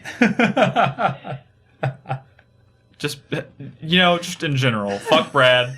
That thank you, Mike, for being on the show. I'm gonna go. Thank you. Yeah, thanks for having me. It's always awesome having you on the show. But always a seriously though, pleasure. fuck Brad for something. I'm sure there's plenty of ammo to go around there. And that's it. What was I going to say? Oh, yeah, we got our EP from my band, Nick's House Band. It's My finally house done. band. It's finally done. It's called Rosewood. It's going to be coming It's out. a sexy, classy name. It's the name of the housing cooperative where we practice quite a bit. They put up with our noise for a year, and it's coming out I think in May. But yeah, we'll have like something professionally recorded. Sounds super awesome. I can't Nice. wait to unleash it on the world. And yeah, so look for that around May sometime. Cool. Well, we're looking forward to it. Yeah. You're always. Yeah, I want to come Delight. back and play with everybody. That was a lot of fun. Yeah, That'd be that would be cool. That was definitely one of the highlights of Project M last year. For sure. Is there a way y'all could like set up to record a live show kind of thing? I mean, with full instruments and, you know what I mean? We can put anything you want back here, Mike. we can make it look like you're playing in front of a huge crowd, Sweet. but you'd be behind you. Oh, that's all right. Or you could just turn with your back to the camera and face the I green just screen. want, We I can want make it no look like you're crowd. playing. I just want like an empty room with some guy not even facing me, like drinking a beer. That'd be more realistic. With him. we could put like Soundwave in front of Soundwave Festival in front of you. There you All go. right. I think that's about it for today. It's past midnight, guys. What did I Yeah. tell you? Yeah. We need to be done before midnight. We fucked up. Anyways, guys, thank you so much for watching. Thank you so much for listening. 4playernetwork.com is the website. Check us out. I think today was the last day to vote for us in the podcast awards, so thank you to everyone who voted for us. I don't know if we'll win, but who knows? We'll see. And of course, you can watch us broadcast games every single night over at 4pp.tv. Make sure you take advantage of that sweet theater mode. Do y'all have anything to add before I cut it? I'm going to take that as a no. No. Bloodborne. Yep. Let's play Bloodborne week. All right. Thanks, guys. Bye. Bye.